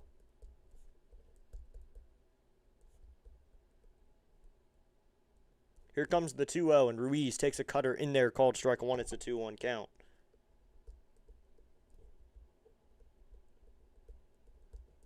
So Monasterio into the game for the Red Sox for the second night in a row after Contreras is ejected for the second night in a row. Colombi sets. Here's the 2-1 to Ruiz, and Ruiz takes a cutter inside, ball 3. Not hockey. All Cavalli did was jaw at Contreras, not worth getting an injection. Yeah, Mr. C, that is what I agree with. I agree with that. All he did was jaw a little bit. You can do that in baseball.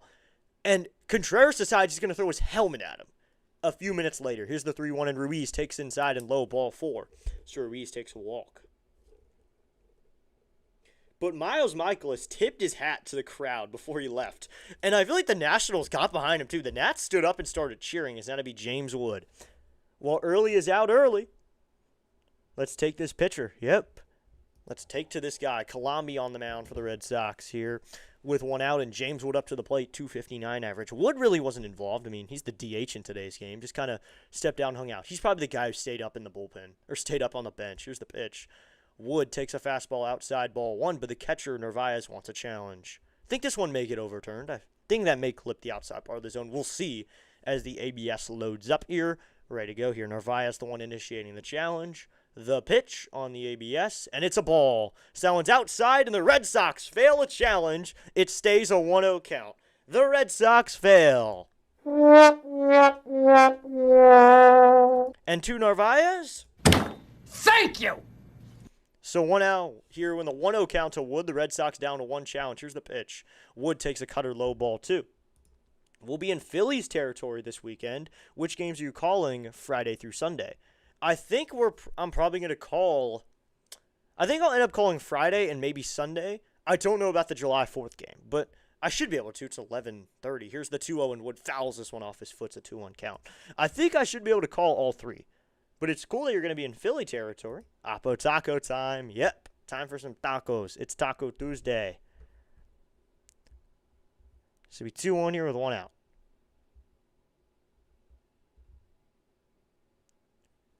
Runners at first and second. So runners in scoring position here for Wood. Here's the pitch. Wood takes a cutter low and away, ball 3.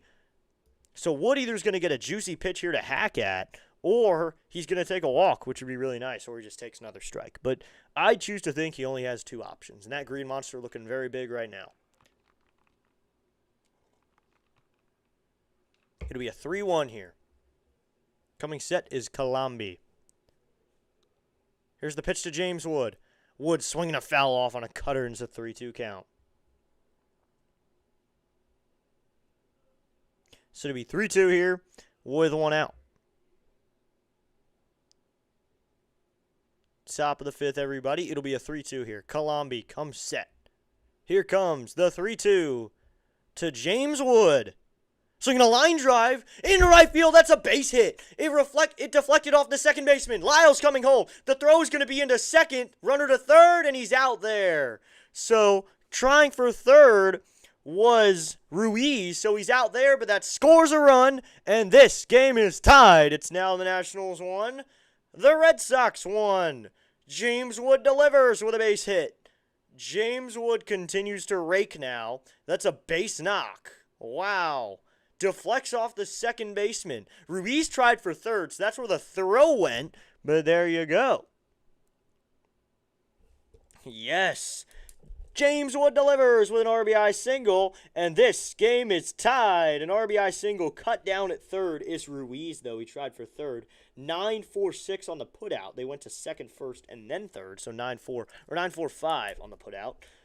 So now a new arm will be called into the game after Colombi gives up a run. There's 2 outs now, and Colombi's out of the game. But the Nationals get one on the board. It's now a tie game. All right, everybody ready?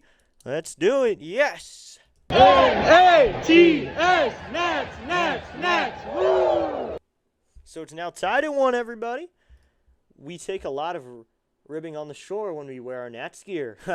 And yes, the only shore is the Jersey Shore. Everything else is the beach. Oh, that's awesome, Mr. C. I hope you enjoy the beach. My debut hopefully on Friday on YouTube or Saturday. All right, that's cool. Doing some pregame or something. So here we go. Top of the fifth, everybody. It's tied now. Woods at first, but that's all they really have. A runner at first here with 2 outs. But the Nationals tied it all up. James Woods on first, though. I know he's on first. So the new first baseman is Andrew Monasterio is now taking over. Colombi's getting a new pitcher now. Weisert's going to come into the game. Greg Weissert. That's a righty now. So maybe start putting in the lefties.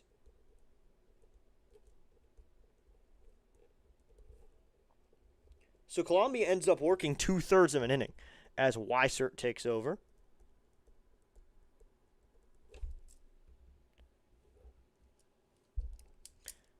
Two-thirds of an inning, 2 hits for the Nationals off of Colombia as Chaparro will hit against Weissert. So I bet they give Louis the pinch hit opportunity here. And a run scores, but we don't know how many runs earned he just has because he does have Wood. He does have credit for Wood.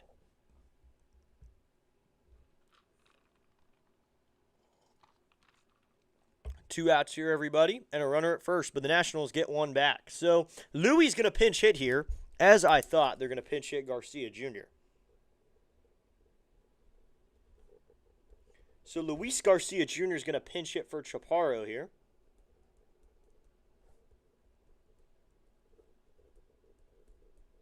And Greg Weissert will take over as a 3.82 ERA. He comes set. He'll face Louis. Here's the pitch to Louis. And Louis swinging a miss at a sweeper, and it's an 0-1 count now. So 0-1 here with 2 outs. 0-1, 2 outs, top of the fifth. Louis up to the plate, trying to get something done here for the Nats. He is pinch hitting for Andres Chaparro, who was in the 2-hole. That's who Louis is hitting for. Here's the 0-1. Louis swinging a miss at a sinker high, and it's an 0-2 count. So that's one of the first lefties pinch hitting for a righty here to beat 0-2, and Louis will take a timeout. 0-2 here with 2 outs. 280 average for Louis with 16 home runs. He's been raking. I mean, last-minute bid to be an all-star. He wants to have that last-minute bid. It's also last day of June here, so we're coming up on the end of the first half. It'd be 0-2. Side armor here, Weissert. He's got a low arm angle. The 0-2 to Garcia. Swinging a miss at a high sinker out of the zone. Strikeout number 1 for Weissert, and that's out number 3 in the inning. He gets 1 batter faced and 1 strikeout. The Nationals get 1 back. They get 1 more run on 2 hits in the inning. No errors and 1 man left on base. But the important part is the Nationals get 1 more on the board, and we head to the bottom of the 5th. We're now tied at 1. As we head to the bottom of the 5th inning. Mr. C says, thanks for the info. Oh, yeah, you got it. I'm always willing to give something like that. So here we go, everybody. Louis gets the pinch hit opportunity, but he strikes out as we head to the bottom of the 5th. So to be Gonzalez, Durbin, and Narvaez for Cavalli to face. Cavalli really cruising out there like Nunez would as we head to the bottom of the 5th. 4 innings worked, 1 hit, and a run. It's not even earned as we head to the 5th. He has 8 strikeouts, though. So he has strikeout stuff here. He's doing well in that category. That's the one thing he's good at, and that's grabbing the Ks. So we head to the bottom of the 5th inning here. I want to get up the National stats here so we can see their strikeout stats. Because I know, is Cavalli our leader? I don't even... Ooh, Griffin's winning by 1 strikeout. So he has Cavalli beat by 1 strikeout. Cavalli's at 97. Griffin's at 98. Not really a strikeout team in general, but they do have 2 guys who can put away. Griffin just so strategic. 2 polar opposite guys. You got Cade Cavalli, a righty who throws in the high 9s, touches 100 miles an hour, throws absolute gas, who only has a few pitches. His fastball and his sweeper are his 2 best. And that is what he uses to really get the strikeout, using them to complement each other. Velo to an off-speed or off-speed to velo up. And I like seeing that. And then you go to a different guy. You go to Foster Griffin, a lefty, who does not throw hard. He'll touch 91, 92 at most. He has 7 different pitches, and he just works. He works out there. So we're tied at 1, everybody. He has 16 swing and misses today, 11 on the fastball, 2 on the sweeper, 2 on the knuckle curve, which is his second best swing, and then 1 on the sinker. So the fastball is working. People are swinging through the fastball. Here comes the first pitch, and that's going to be outside ball 1 with a sweeper, and it's a 1-0 count. to Romy Gonzalez, the designated hitter, in tonight's ball game. And we got slowed down by that little event that took place during the bottom of the fourth after Contreras is ejected. Here comes the 1-0 from Cavalli. Swinging a fly ball, foul, and it'll be a 1-1 count on the 97-mile-an-hour fastball. So that'll even up the count at 1-1. 1-1 here, no outs in the bottom of the fifth inning. And Nationals and Red Sox all knotted up at 1 run. Louis stays in the game. He's at first base now. After pinch hitting, Cavalli steps onto the rubber. He goes into the wind. Here's the 1-1.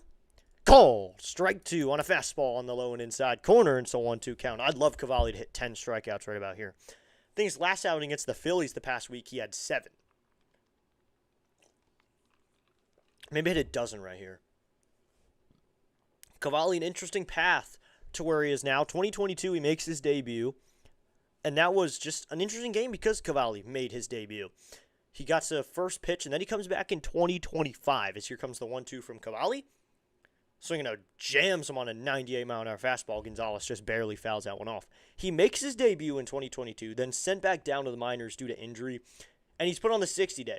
And he goes through rehabs. Rehabs all over. And it's really sad. Tommy John surgery, rehab in March of 2025. We didn't think we'd see him for a while. And he gets his first opportunity in single-A Fredericksburg. Here comes the 1-2. Inside ball 2 with a knuckle curve to be a 2-2 count. By late April, he's in Fredericksburg still. And then after one start in single-A, he's called up to double-A Harrisburg. And then by April 29th, he's in Rochester. So here comes the pitch. And then, or no, he stepped off there. It'll be a 2-2 here. Here's the pitch from Cavalli to Gonzalez. Swinging a chopper right back to Cavalli. He makes a great play there. We'll sidearm it over to first in time for out number 1. So the 1-3 put out. Cavalli has to make a play there off the mound for out number 1 here in the bottom of the fifth inning. So Cavalli, that one was hit right back to him on his right side. He has to kind of make a backhand in the air. So he kind of has to go to the backside and make a play on a ball in the air. He makes a play, spins around, and sidearms it over to Louis at first to make the play for out number 1. And then by May, he's taken off the injured list, but he's sent down to AAA. They want him to pitch down there anyway. And he gets better. And by August 6th, 2025, he's called up to the big leagues once again, which is amazing. So here comes the first pitch from Cade. Swinging a fly ball down the left field line, but that one's going to hook foul. So he hit that 97-mile-an-hour fastball far, but he was early. So it was August 6th, 2022, when Cavalli made his debut. August 26th, and then he's put on the 15-day injured list.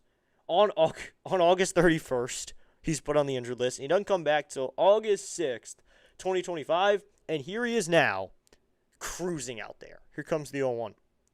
Called. Strike 2, the sweeper. Sweeps back into the zone. He goes, if you call backdoor to the outside, he went front door sweeper right there. Goes right into the zone. It's an 0-2 count. 0-2 here with 1 out in the bottom of the fifth. Cavalli steps onto the rubber. And here, in 2025, he does well. Gets a lot of strikeouts. And here, he's the opening day starter. Here's the 0-2. Swinging a fly ball. This one is going to be into foul ground. Ruiz is checking on it, but this one will get out of play. So do 0-2 again. And he gets the ball back off the net, but we'll do 0-2 again here with 1 out in the bottom of the fifth.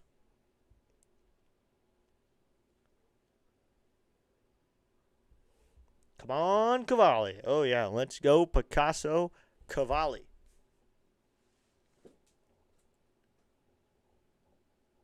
P. Cavalli. That one doesn't work. Picasso P. Cavalli. That doesn't work. Here comes the 0-2 to Durbin. Swinging a ground ball foul. He gets the knuckle curve and is early by a day on that one and hits it foul down the third base line. So we'll do 0-2 again here. 1 out here in the bottom of the fifth. Tied at 1 here in Boston for Game 2 of the series. We'll be back tomorrow, everybody. I think the game, I have the scheduled stream for 1:20. Come back 1:20 p.m. Eastern Standard Time. More baseball action right here on District Nation. Maybe we'll get more problems with Contreras. Here comes the 0-2. Swinging a foul off of Durbin's foot this time. No 0-2 again. That one is hit hard. Hopefully he's okay.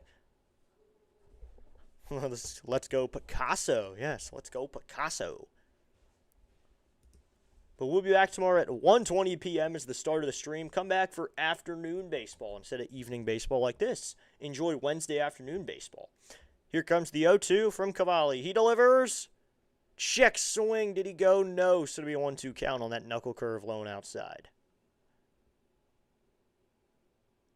But today, we have Tuesday night. Tomorrow we got Wednesday afternoon. 1:20 is the start of that stream. So maybe you're tuning in from work. Maybe you're tuning in from whatever you're doing tomorrow. Maybe you're at home because it's summertime. But tune in because I'm excited to call it. The 1-2 from Cavalli. 2-2 inside with a sweeper. So that'll make the count 2-2. So it'll be 2-2 here with one out in the bottom of the fifth inning. Cavalli went inside. It almost got Duran, but he got out of the way just in time. So it'll be a 2-2 here with one out. Cavalli at 68 pitches now. I think he has enough to get us through 6 innings. Just a good 6 innings of work. Maybe into the 7th inning even. It'll be a 2-2. Cavalli into the wind. The 2-2 to Duran. Swinging a ground ball foul. We'll do 2-2 again. So he's going to hit 70 pitches probably on this at-bat. Yes, he will on this next pitch.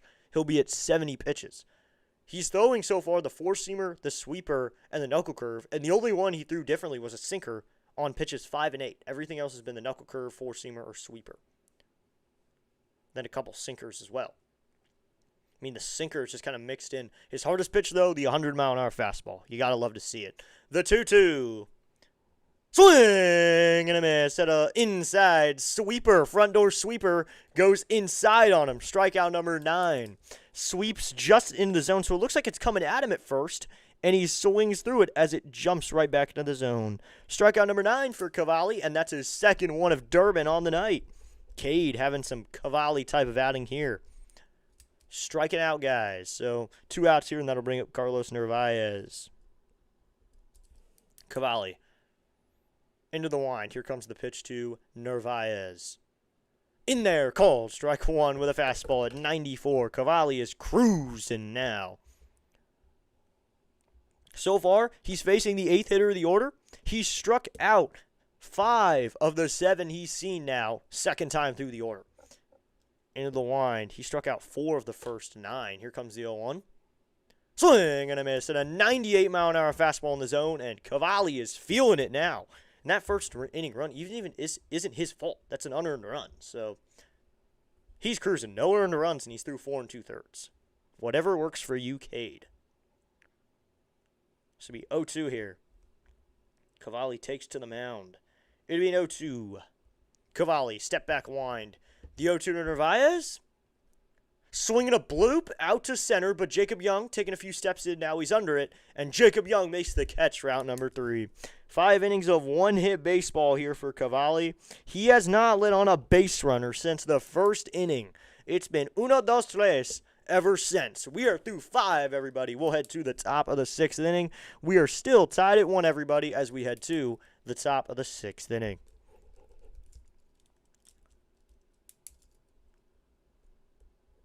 So we head to the 6th. We got some good baseball here for you, everybody. Thank you so much for tuning in to today's broadcast right here on District Nation of this game. Live play-by-play. It'll be Meade, Abrams, and Cruz. The heart of this order will face Weiser. The disappointing part is a good amount of the heart of the order is righties. But I don't think they're going to pinch hit here later in this game. I don't think you'd want to pinch hit guys at this point. I mean, Cruz you don't want to pinch hit for. Abrams you don't want to pinch hit for. Maybe Meade. Maybe you want to send up Tenna so you can play the matchup, but I don't know if they want Weiser facing Tenna.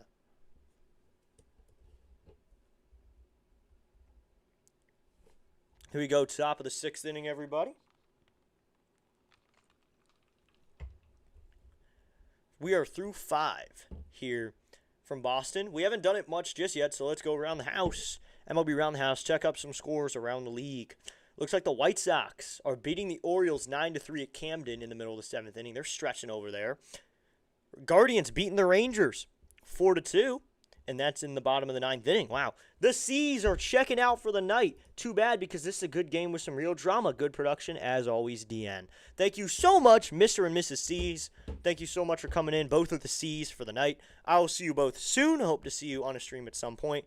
And maybe you'll even be here for 120. But I know you both are busy, but it'd be awesome to see you on the stream tomorrow. It'd be awesome to see you in that matinee game. But thank you so much for tuning in for tonight's stream. I hope to see you both soon. Thank you so much for the continued support that you give every single night we are streaming. everything we're doing, power rankings, talk shows, play-by-play, you're always there. Thank you so much, Mr. and Mrs. C. I will see you soon. We got to generate some runs, so see you, Mr. and Mrs. C. We do need to generate some runs, Curly W Express. Thank you so much for tuning back in. Weissert sets. He will face Mead here. Here's the pitch, and Mead takes a pitch in there, called strike one, top part of the zone. Checking up around some other scores. Phillies beating the Pirates at home 5-0 in the bottom of the 8th. Tigers beating the Yankees 9-1 in the bottom of the 6th. That game's in New York. 1-0 lead for Mets over the Blue Jays in Toronto. Here comes the 0-1. Swing and a miss at a high pitch, and it's an 0-2 count. So far, this pitcher, Weissert, is 5 for 5 on pitches. He's constantly in the zone. The Cardinals beating the Braves 5-1 in Atlanta. That's in the bottom of the 6th inning. 6-3 lead for the Rays over the Royals in Kansas City in the bottom of the 4th. It'll be an 0-2 here to Mead. Here's the pitch. Swinging a check swing foul ball on a pitch inside with a sinker to be 0-2. This sidearm delivery, you can really tell, is messing up this team. Let's go. 517 subscribers. We just gained another subscriber. Now at 517. We're now 3 away from 520. Looks like the Brewers are beating the Reds 5-1. That game's in Milwaukee at the end of 4 innings. Coming set is Weissert. Here comes the 0-2 to Mead. Swinging a ground ball. This is going to be to the shortstop, Cheng. He's a good fielder, though. He will fire to first in time for out number 1. That's a 6-3 ground out to put away Mead for out number 1. So I'll now bring up C.J. Abrams over two with a couple strikeouts. Cubs beating the Padres 5-1 in Chicago in the top of the 3rd inning. Twins have a 3-0 lead over the Astros in the top of the 3rd. That game's in Houston. Marlins all tied with the home team. Rockies in the bottom of the 1st, all tied up at 1. Here comes the first pitch to CJ from Weissert. And Abrams with a drive out to right, and this is going to be caught by the right fielder, Abreu. That one looked like it was farther. Abrams got the pitch a little bit high and in, but he's hit that one out to shallow right. Thought that one was hit a little bit harder, but that's out number 2. So 2 outs now, and that'll bring up Dylan Cruz, who's 2 for 2 on the day with a couple singles. He'll face Weissert here with 2 outs. Dodgers at Athletics will start at 9:40 p.m. tonight. Angels Mariners also at 9:40. And our final game of the night, 9:40 p.m. Giants at D-backs. That'll be all the games for tonight's game. Coming set is Weissert. Here's the pitch to Cruz. And Cruz takes a sinker inside, ball 1. It's a 1-0 count. Nice 2-hit game here for Cruz.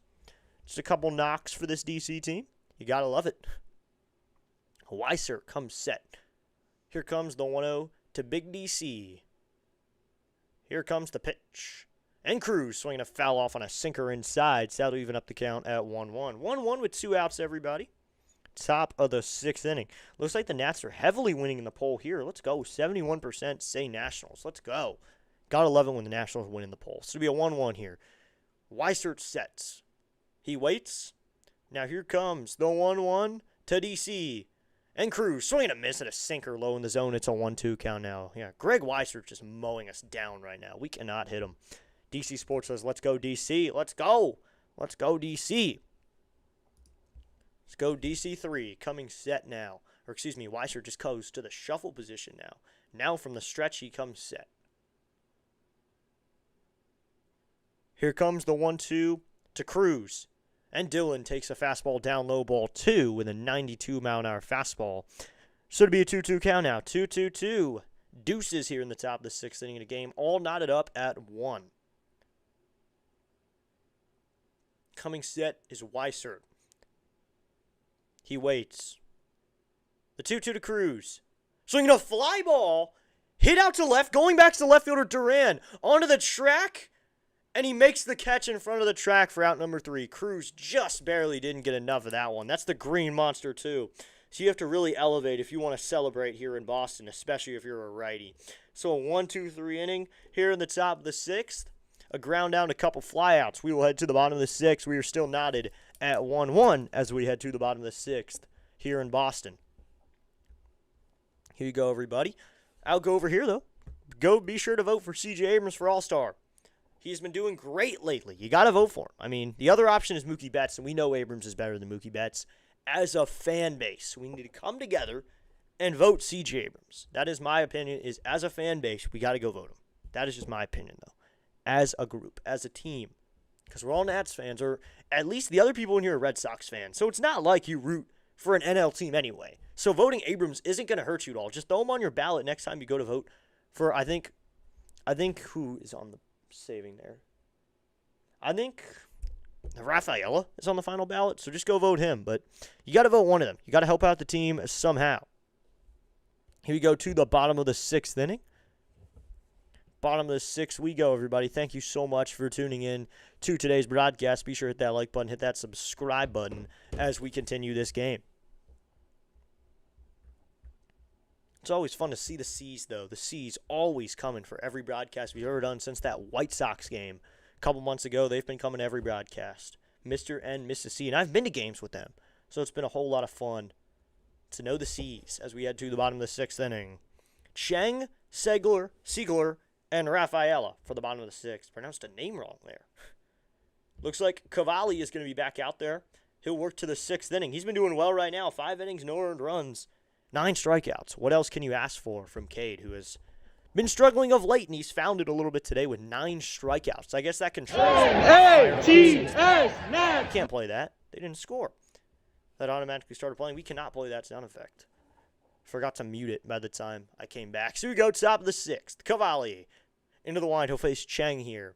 Here's the pitch to Chang. Swinging a ground ball. This is going to be the second baseman, Nunez. He fields cleanly. Fires to first in time for out number 1. So that's a 4-3 ground out. And yet another one retired in a row for Cade Cavalli. I mean, besides that first inning, Cavalli's cruising here. He has 9 strikeouts in the game. He only had 1 in the first where he struggled. He did get a reached on air and a double. But still, the run isn't even earned. Thank you for subscribing, Benjamin Betts. Let's go. Subscriber number 517. Thank you so much for subscribing. So that'll bring up Siegler now. They're showing the replay of that little altercation a little bit ago. After that, he still struck out 2 guys. So Cavalli is still cruising after that. Didn't affect him at all. Cavalli steps into his quick windup. Here comes the pitch to Anthony Siegler, the only guy in this order with a hit. Here's the pitch. And Siegler swinging a hit out to left. This one is down the line, but it will get out of play, so it'll be an 0-1 count. That looked like one of those little Fenway doubles there, but it's an 0-1 count. Like a green monster off the wall hit there. Let's go. Another subscriber. Now at 518. We're now at 518. We're 2 away from 520, everybody. Hit that subscribe button. We are nearing 520 subscribers. Has to be 0-1 here with 1 out. Siegler up to the plate. 368 average with 1 home run and 3 RBIs. A 1.008 OPS. Only guy in here with a hit. Here comes the 0-1 from Cavalli. Swing and a miss and a 96-mile-an-hour fastball, so it's an 0-2 count. Blew away Siegler with that one. And guess what? That's not even his hardest fastball. He will go faster. It'll be 0-2 here. Cavalli steps onto the rubber. It'll be 0-2 here. Cavalli step back wind. The 0-2. Up and out with a changeup, so it'll be a 1-2 here. 1-2 here with 1 out in the bottom of the 6th inning.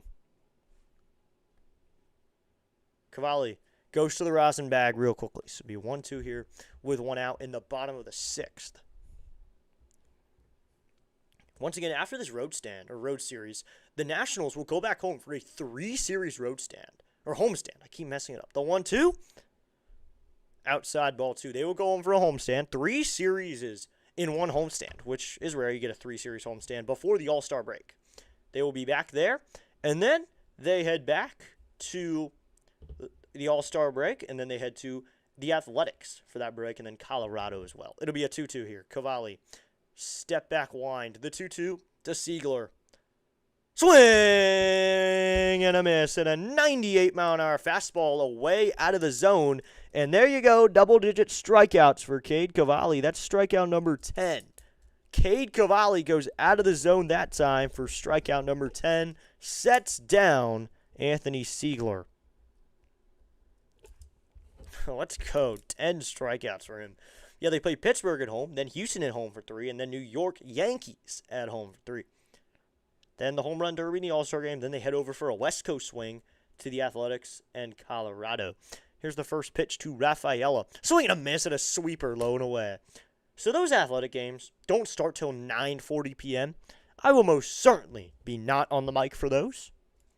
I am not staying up till 1 a.m. calling baseball. I love baseball and all, so I'm going to call a Red Wings game. Still do something. Here comes the 0-1 to Rafaela.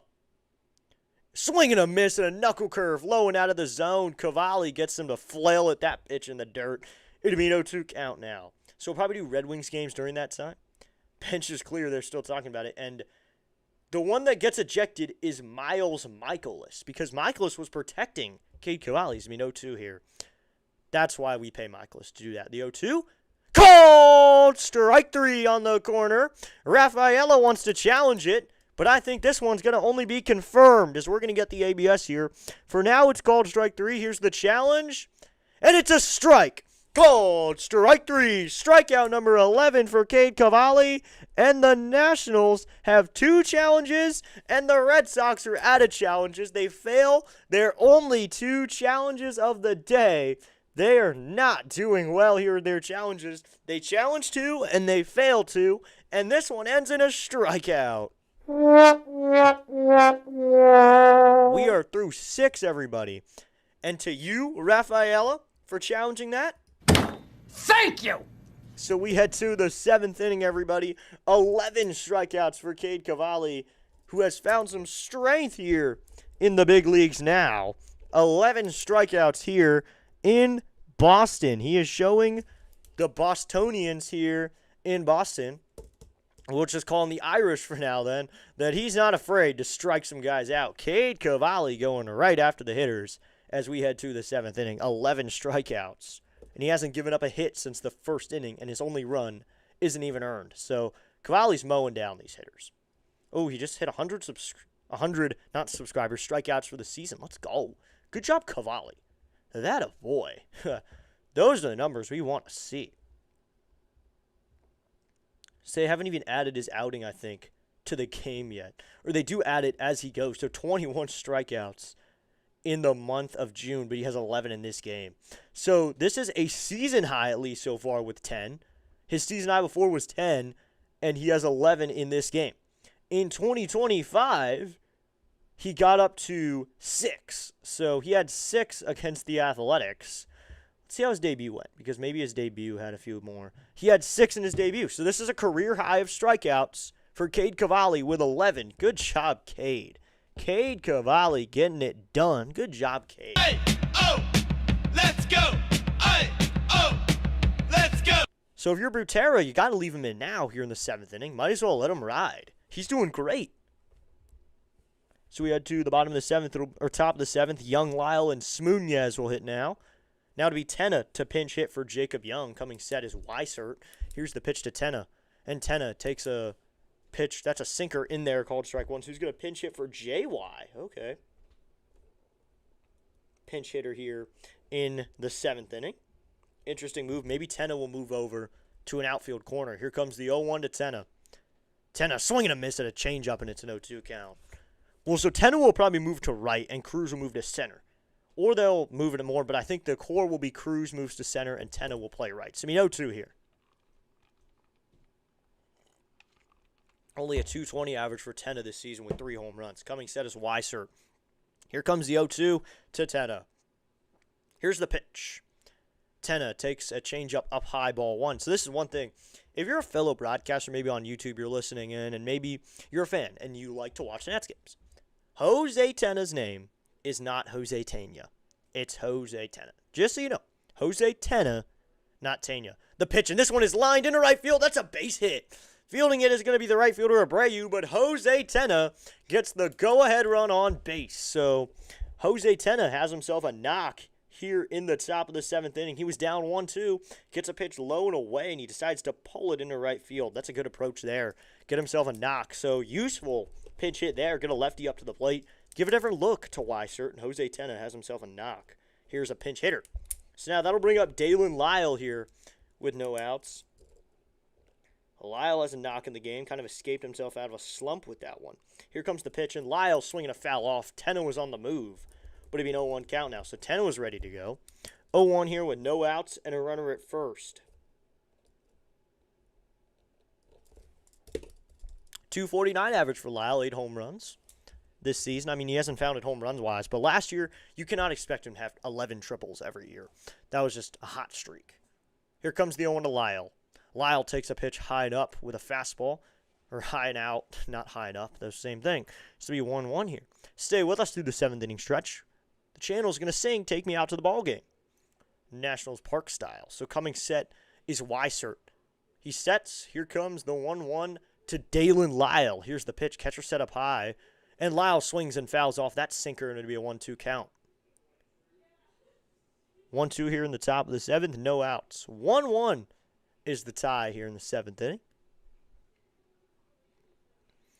Clock reset now as Lyle will take a timeout. Tenna will get his lead away from first as Weissert steps onto the rubber. And Lyle steps back up to the plate. It'll be a 1-2 here. Lyle facing Weissert, the side armor. Weissert sets. The 1-2 to Dalen. He delivers. Lyle swings and fouls this one off again on a sweeper, so we'll do 1-2 again. Lyle wears number 4. He wore number 51 last year in his debut season. He was not on the opening day roster, but found his way on later in the season. It'll be a 1-2 here. Here's the pitch. Lyle swings and fouls this one off again, third base side, so we'll do 1-2 again. 1-2 here in the top of the 7th. It is tied all at 1 here in Boston. District Nation is the channel you are tuned into right now for play-by-plays. To be a 1-2 here. Weissert looks in for his sign. He's got it, and he comes set. Taps his foot a few times as he gets going. Here's the 1-2. And Lyle swings and pops this one up. Third baseman is going to go into foul territory. Durbin's under it. Durbin tracking. And Durbin makes the catch in foul ground. So Tenna will stop at first. Durbin makes the catch. I'm really not liking Durbin right now.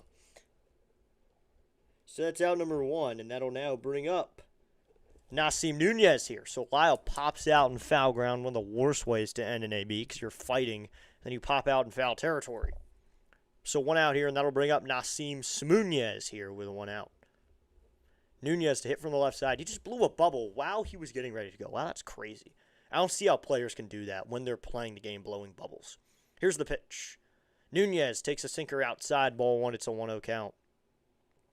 Weissert now has thrown 24 pitches. He's being pretty efficient with that pitch count. 1-0 here with 1 out in the top of the 7th inning.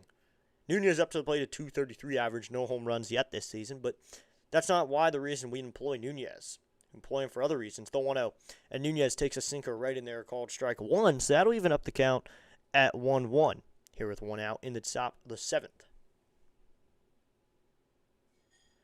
Nunez up to the plate. Weissert comes set. Taking his lead away is Tenna, who pinch hit in the 7th and got himself a knock. Here's the pitch to Smunez. He delivers. Nunez checks, swing. Did he go? No, says third base umpire Moscaso. So to be a 2-1 count now. Oof, looking at the check. Yeah, he didn't go. He didn't get all the way around, it looks like. So it'll be a 2-1. He did hold it back. So it'll be 2-1 here. Weissert looks in for his sign. He's got it, and he comes set. Taps his foot. Now he goes to the plate. The 2-1 is outside. Ball 3 with a sinker. So it'll be a 3-1 count now. Wow, patience is key here. And that is something he's brought to the table. So 1 out here. Top of the 7th inning, Ruiz is on deck. He'll hit from the left side finally in this game. Has only really hit from the right. Here's the pitch to Nunez. And Nunez takes a sinker, low and out, ball 4. So Smunez takes a walk. So now Narvaez here will come out and talk to his man Weissert. Now there's a runner in scoring position for Keibert Ruiz, who will hit from the left side here to try to drive him in. That'd be really good here if he could drive him in now. Now pitching coach here will come out. Is that the acting manager now? So I think Weissert may be done. That's the acting manager. Looks like Slayton's going to come into the game for the Red Sox. So runners on first and second here with 1 out. Acting manager for the acting manager. Acting manager for the interim manager. That's a mouthful. Will come into the game as we're going to get a pitching change. Justin Slayton will now come into the game. So I wonder who the Nationals go to for the top of the 8th, though, because hopefully we get another inning out of our man in Cade Cavalli. But now to be Justin Slayton, who has a 1-4 record with a 5.89 ERA. He will come into the game for the Red Sox here. With only 1 out and runners at first and second, they want a righty here against Keibert Ruiz. They want to hit lefty against Ruiz. So 1 2/3 worked by Weissert. He gives up one hit. We don't know his run total just yet. He had a strikeout, and that's it. He also had a walk later as he walked Nunez. So we don't know the run total just yet. I'd like that to be a little more than just 0. Let's get a run on the board, boys, as Slayton will now take over for the Red Sox in a tied 1-1 game. Justin Slayton. Let's dig in on Slayton a little bit. Slayton, who's coming in for the Red Sox here with one out. 5.89 ERA, 18 1/3, 23 strikeouts this season.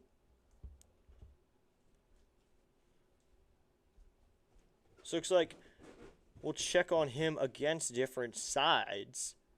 Him versus lefties, they're hitting 256 against him. And against righties, they're hitting 378. So it's really worse against worse. Both are over a good amount. But 378 for righties against him. So he probably faces a lot more lefties. I'm assuming he probably does. It's here in the top of the 7th. Now they're showing the benches clearing. People are starting to post about it and talk about it. That's nice to see. People are finally starting to figure it out. Looks like Christopher Sanchez had a nice line against Pittsburgh. 7 innings, 3 hits, no runs, 2 walks, and 9 Ks. But Justin Slayton will take over here for the Phillies. We'll check up on the other games later in the broadcast. But now, Slayton here with Nunez at first, and at second is Tena. Nunez got a good lead here, but it'll be Ruiz. Here's the pitch. Ruiz swinging a ground ball. This is to the first baseman, Monasterio. It's off his face. This is going to be to the corner. This will score 2. Tena's going to score. Nunez going to stop at third, though. An error scores a run. An easy play to Andrew Monasterio ends up going off him to flex off him into that odd corner of Fenway Park. Ruiz is on first, and Tena scores. It's now a 2-1 game. The Nationals take the lead. Off of Monasterio towards the corner near the area where they keep the tarp rolled up. So that's going to be an error probably. They're still doing scoring pending, but Nasim Nunez scores on the play. So it's now a 2-1 game. So Slayton on his first pitch gives up a run. So now Monasterio holds on Ruiz. Here's the pitch, and Wood takes the ball in the dirt. Ruiz will stay at first, though. So runners on the corners here with one out. The right one. A-T-S, Nats, woo! There you go. Got to get on the chat. Oh, my goodness, and the Nats lead for the first time. Let's go, yes. 1-0 here with one out. Finally a lead for this DC team. The pitch to Wood. Slayton sets. Here's the pitch. Wood takes a sinker low and out, ball 2. So they're going to say it is still scoring ruling pending here. They're going to say, yep, they haven't changed anything just yet. It'll be 2-0 here with one out. I'll wait to put it in my scorebook for the play, the 2-0. Wood takes a sinker outside, ball 3, so it's now a 3-0 count. I bet they end up giving him an error. 3-0 here with the one out.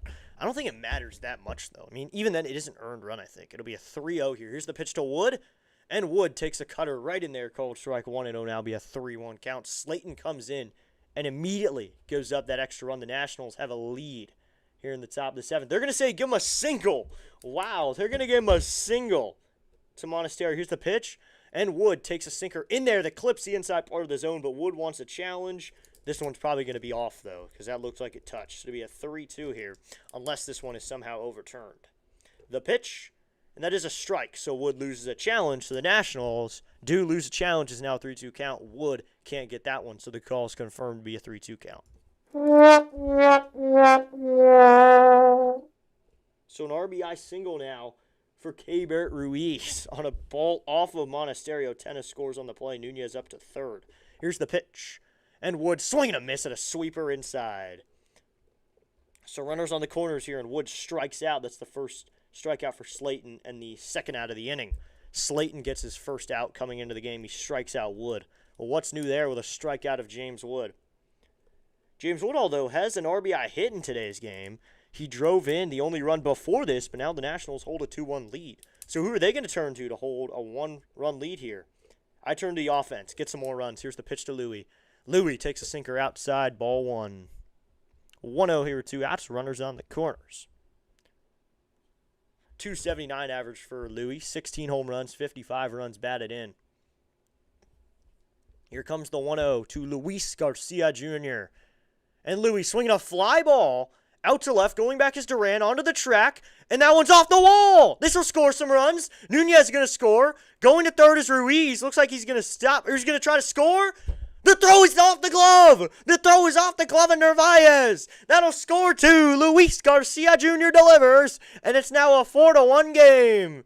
That one was off the wall. Duran tried to catch it up against the wall, and Louis delivers with an RBI double. It's now a 4-1 game. The Nationals trying to produce here against the bullpen. Slayton goes to the outside pitch. Louis drives it out to left. Gives himself a nice double off the wall. So going to second on the play is Louis. Nunez scores easily. Ruiz was hustling. Duran tries to make the catch, but he's off the wall. Center fielder comes in to grab it. That's Rafaela. He throws it in quickly. The throw is to the catcher, and the catcher goes to sweep the tag, and he loses the ball. Doug Noble's here. What's up, Doug? He says, yes, it's now a 4-1 game, though. So they're going to give two RBIs to Louis. That's all they're really going to give here. 2 RBIs to Louis on his left center double there for 2 runs on the board. So here we go. And now bring up Curtis Mead here with 2 outs. And now it's Nationals 4. And N-A-T-S, Nats, woo! N-A-T-S, Nats, woo! So it's a 4-1 game now. A couple more Nats chance there. Now to be Curtis Mead. He takes a sweeper that clips the outer part of the zone. It's no 1 count. So Louis ends up being the man to deliver with an RBI double. Louis gets 2 more runs on the board after Nunez's walk proves to be very effective, getting an insurance run. The pitch to Mead, and he fouls that one back. It'll be no 2 count now. Red hot Louis does it again, just driving in runs, doing everything he needs. Luis Garcia Jr. is red hot. Does it again, drives in more runs, doing his thing. Louis is just a different breed right now. Make this guy an all-star. Give him a reserves role. We know 2. Here's the pitch. Mead, check swing, fouls it off. The man with a plan. Garcia Jr. does it again. Yep. The man with a plan. That's an interesting one. But 0-2 here, 2 outs. Looks like Butera wants a challenge here. What could he challenge, though? Nope. What could he challenge? It was a foul ball. It was a foul ball. 0-2 with 2 outs. Looks like they want to challenge maybe catcher's interference. Oh, if you went. So we 0-2 here, 2 outs. That did not touch the bat, Mead. That did not touch the bat. The 0-2. Check swing. Did he go? Yes, says home plate umpire. So 2 strikeouts are Slayton, who yells into his glove, and not in a good way. Luis Garcia Jr. delivers, though. The Nationals get 3 more on the board on 3 hits in the inning. No errors. Probably should have had one. And 1 runner left on base. As we go to stretch, it's now the Nationals 4. The Red Sox none. No, another one of my fantasy pitchers is hurt early. Oh, no, is he hurt? That's not good. But there you go. The Nationals get 3 more on the board. It's now a 4-1 game as we head to the bottom of the 7th inning. Everybody stand up and stretch. It's time for Take Me Out to the Ball Game. So stand up, get ready to sing, and we'll be back in just a moment.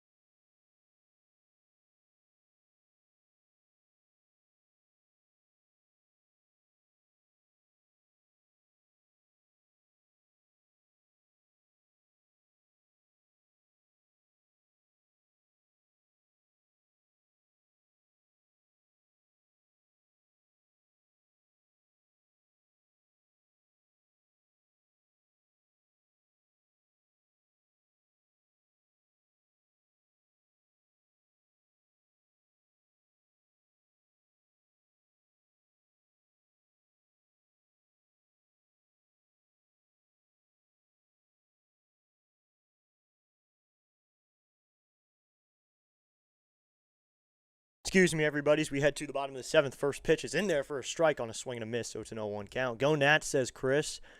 Delay redirect. Go up to the stream. What's up, Delay? Thank you so much for the redirect. Thank you so much, Delay, for that redirect. Here comes the 0-1. It's in low ball 1 with a changeup. So that'll be a 1-1 count now. 1-1 here with no outs in the bottom of the 7th. But Luis Garcia Jr. does his thing. Louis has a 2-run double. It's now a 4-1 game. So thanks, Doc, for that redirect. Here comes the 1-1 from Cavalli. Swing and a miss at a fastball inside, so 1-2 count. Where he tipped that into the glove, so it's 1-2 here. Thank you to everyone coming over from Dr. Delay's stream. I am District Nation, live play-by-play of the Nationals, Commanders, and I'm a Mavs fan. So hit that subscribe button if you like those teams. Here comes the 1-2 in the dirt ball 2, so to be a 2-2 count here. Bottom of the 7th, everybody. 88-mile-an-hour pitch down there low. So it'll be 2-2 here with no outs in the bottom of the 7th. Looks like we do have changes in the outfield. Tenna is now in left, Cruz in center, and Lau moved to right. I knew it. They'd shift everyone over. So Lau moved to right just so Tenna can be in left instead of right. Here comes the 2-2 from Cavalli. Called strike 3 on a sweeper. Cavalli hopping off the mound that time. Knows it's in there. He gets the sweeper right in the zone. He keeps adding on to his strikeout total. He's now up to a dozen. He's at 12 strikeouts. Cade Cavalli has a better outing than Sanchez has going right now. Christopher Sanchez goes 7, but I don't think you could get a better outing than this. So it's now Tenna, Cruz, Lyle. Left is Tenna.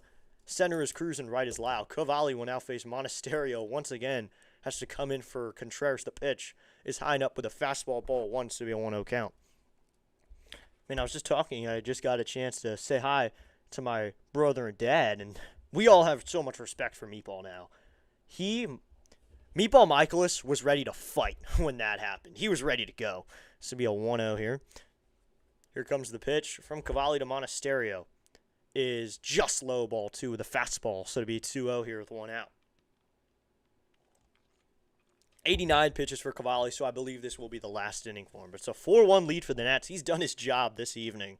Be a 2-0 here. Cavalli into the wind. Here comes the 2-0 to Monasterio. In there, called. Strike 1. He sneaks the sweeper in there to be a 2-1 count. Wonder what the league leaders for strikeouts is in a game this season at least. I know there's a lot of guys who've been up there. I know Mizorowski's been up there in strikeouts. I wonder what the record this season is. So to be a 2-1 here with 1 out. Cavalli into the wind. Here's the 2-1 to Monasterio. Swinging a fly ball foul to be a 2-2 count. I want to know now. What's the record for strikeouts this season? Most amount of strikeouts this season.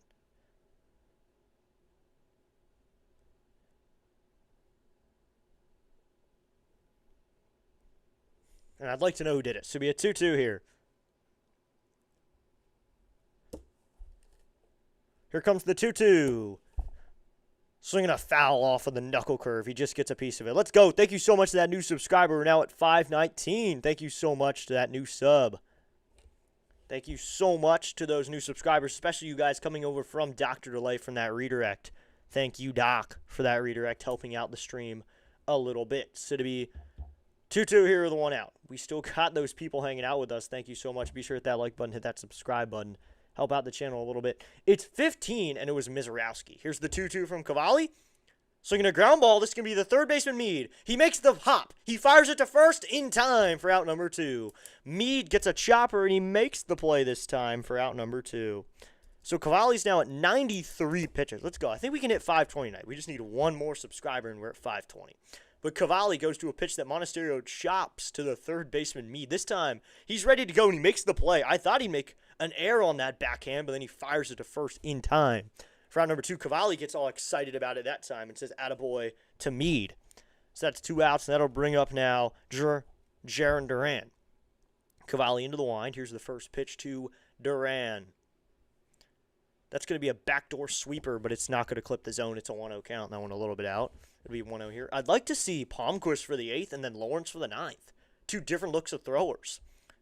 I think Lawrence has earned his role from after what he did in Baltimore. Here comes the 1-0 from Cavalli. Check swing.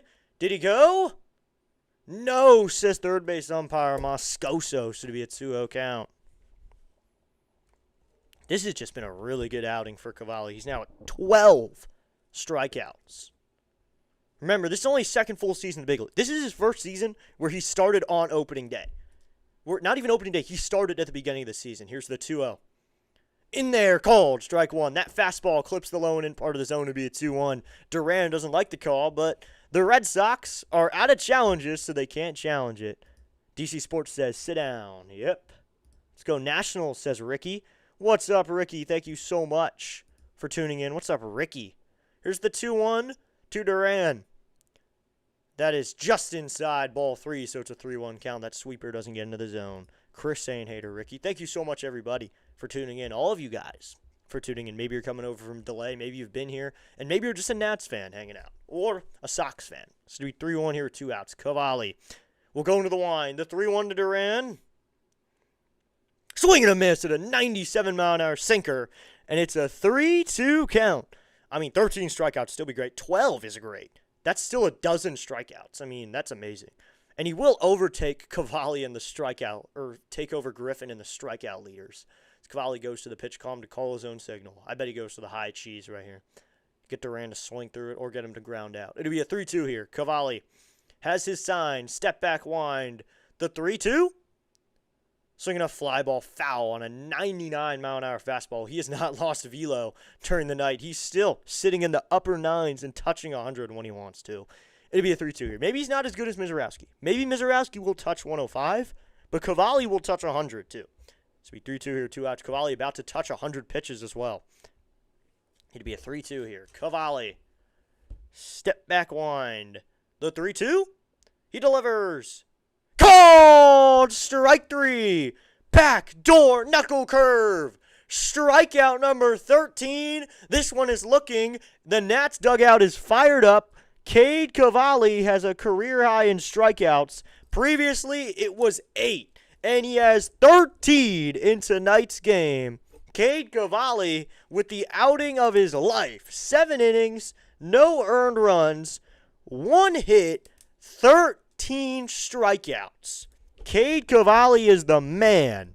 That's my opening day starter right there. Cade Cavalli delivers with a 13 strikeout outing, setting the table for today and tomorrow.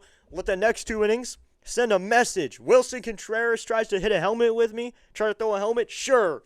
I'm going to grab 6 strikeouts after your strikeout. I'll strike out. Here's what I'll do. After he strikes out Contreras, he gets a ground out. He gets another ground out. He gets a strikeout, a flyout, a ground out, a strikeout, a strikeout, a strikeout, a ground out, and a strikeout. Cade Cavalli is hyped up through 7 innings. The Nationals throw another 0 on the board. We head to the top of the 8th. It's the Nationals 4, Red Sox 1. Ricky saying, what's up to Chris? Rhino's here. What's up, Rhino? Thanks for tuning in, man. I saw you were calling a lot of tennis today. Good job. Chris showing the Rhinos. Let's go. 13 Ks for Cavalli. What a performance. Yeah, that was an amazing performance. 100 pitches to do it. Just over, I think, 101. But that is the man out there. Rising Rhino has arrived. Let's go. 520 subscribers. We just gained another subscriber. We're now at 520. Need 5 likes for 20. All right. Let's hit it, everybody. Hit that like button. It's free. And then after you're done, subscribe. Well, after that incident with Contreras, this team has just been fired up. Oh, yeah, DC Sports. They have been fired up. They want to play offensively. They want to come to play here. Yeah, the Rhino is here. Always fun to see the Rhino. Cavalli gives high fives everywhere. Everyone wants a piece of Cade Cavalli. Let's go. Cade Cavalli gets a handshake from Simon Matthews. A couple big high fives from everyone. Everyone wants some love for some Cade. 7 innings, 1 hit, 1 run. It isn't even earned. No walks and 13 strikeouts. What a man there. So we head to the top of the 8th inning. Cavalli is just cooking out there as we head to the 8th. It'll be Abrams, Cruz, and Tenna for this team in the 8th. And Garcia gives a high five to Cavalli as well. What happened with Contreras? Oh, he got ejected. So now Conley will take over for Slayton here, but he got ejected because he yelled at Cade Cavalli. Here's the pitch, Conley throws it in there, called strike 1. So Conley will take over here for the Red Sox. I'll get to your question in a minute, Chris, in a second here once I fill in the lineups here. But here comes the 0-1 from Conley to Abrams. Here's the pitch. And Abrams swinging a drive. Out to right, going back to the right fielder, Abreu to the track, at the wall, and that one is gone! Watch it fly, C.J. Abrams in the top of the 8th, and the Nationals add another one. It's now a 5-1 game. C.J. Abrams delivers, and it's now 5-1. Abrams just barely out of here to right field. It's now 5-1, and the Nationals add a little more insurance. They get another run on the board with a C.J. Abrams bomb. Everybody, go vote C.J. Abrams. He just gave you another reason. There you go. So now we can say, N-A-T-S, Nats, woo! it's a 5-1 game, everybody. Here's the pitch to Cruz. That's in there, called strike one. It's an 0-1 count. Everybody gets a high five. Yep. You got ejected. I'll get to it in a minute, but let's go CJ. Yes, let's go Abrams. Yes, Abrams. Vote him for All-Star, everybody. Vote him right now. Here's the pitch to Cruz. And Cruz swinging a miss at a changeup, and it's an 0-2 count. Abrams leads off the 8th with a bomb to right field. Out of here, and the Nationals add an insurance run. It's now a 5-1 game. I mean, help out the pen a little bit. So it'll be 0-2. 7 likes to 25. All right. Coming set is Conley. Here comes the 0-2. Swinging a fly ball. This is going to knock it out of here. It's just in a shallow center. Going out to the second baseman, Siegler. He's under, and he makes the catch for out number 1. The Nationals do have a run on the board. It's now 5-1. Another run on the board. So Conley, the first batter he sees, he gives up a tank. I mean, go do your thing, man.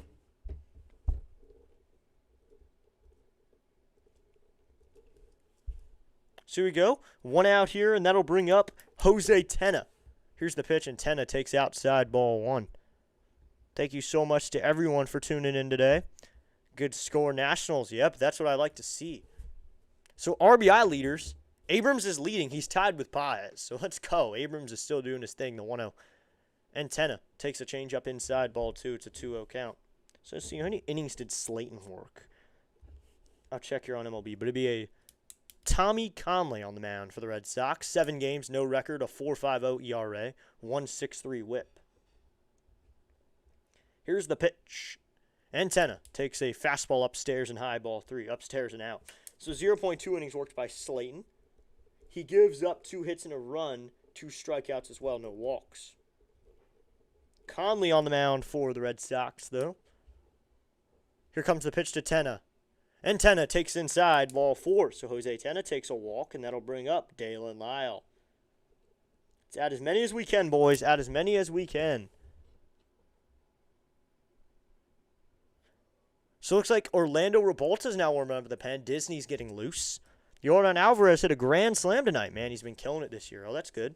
Thanks for subscribing. Good results. Thank you so much for subscribing. So Conley looks in for his sign. He comes set.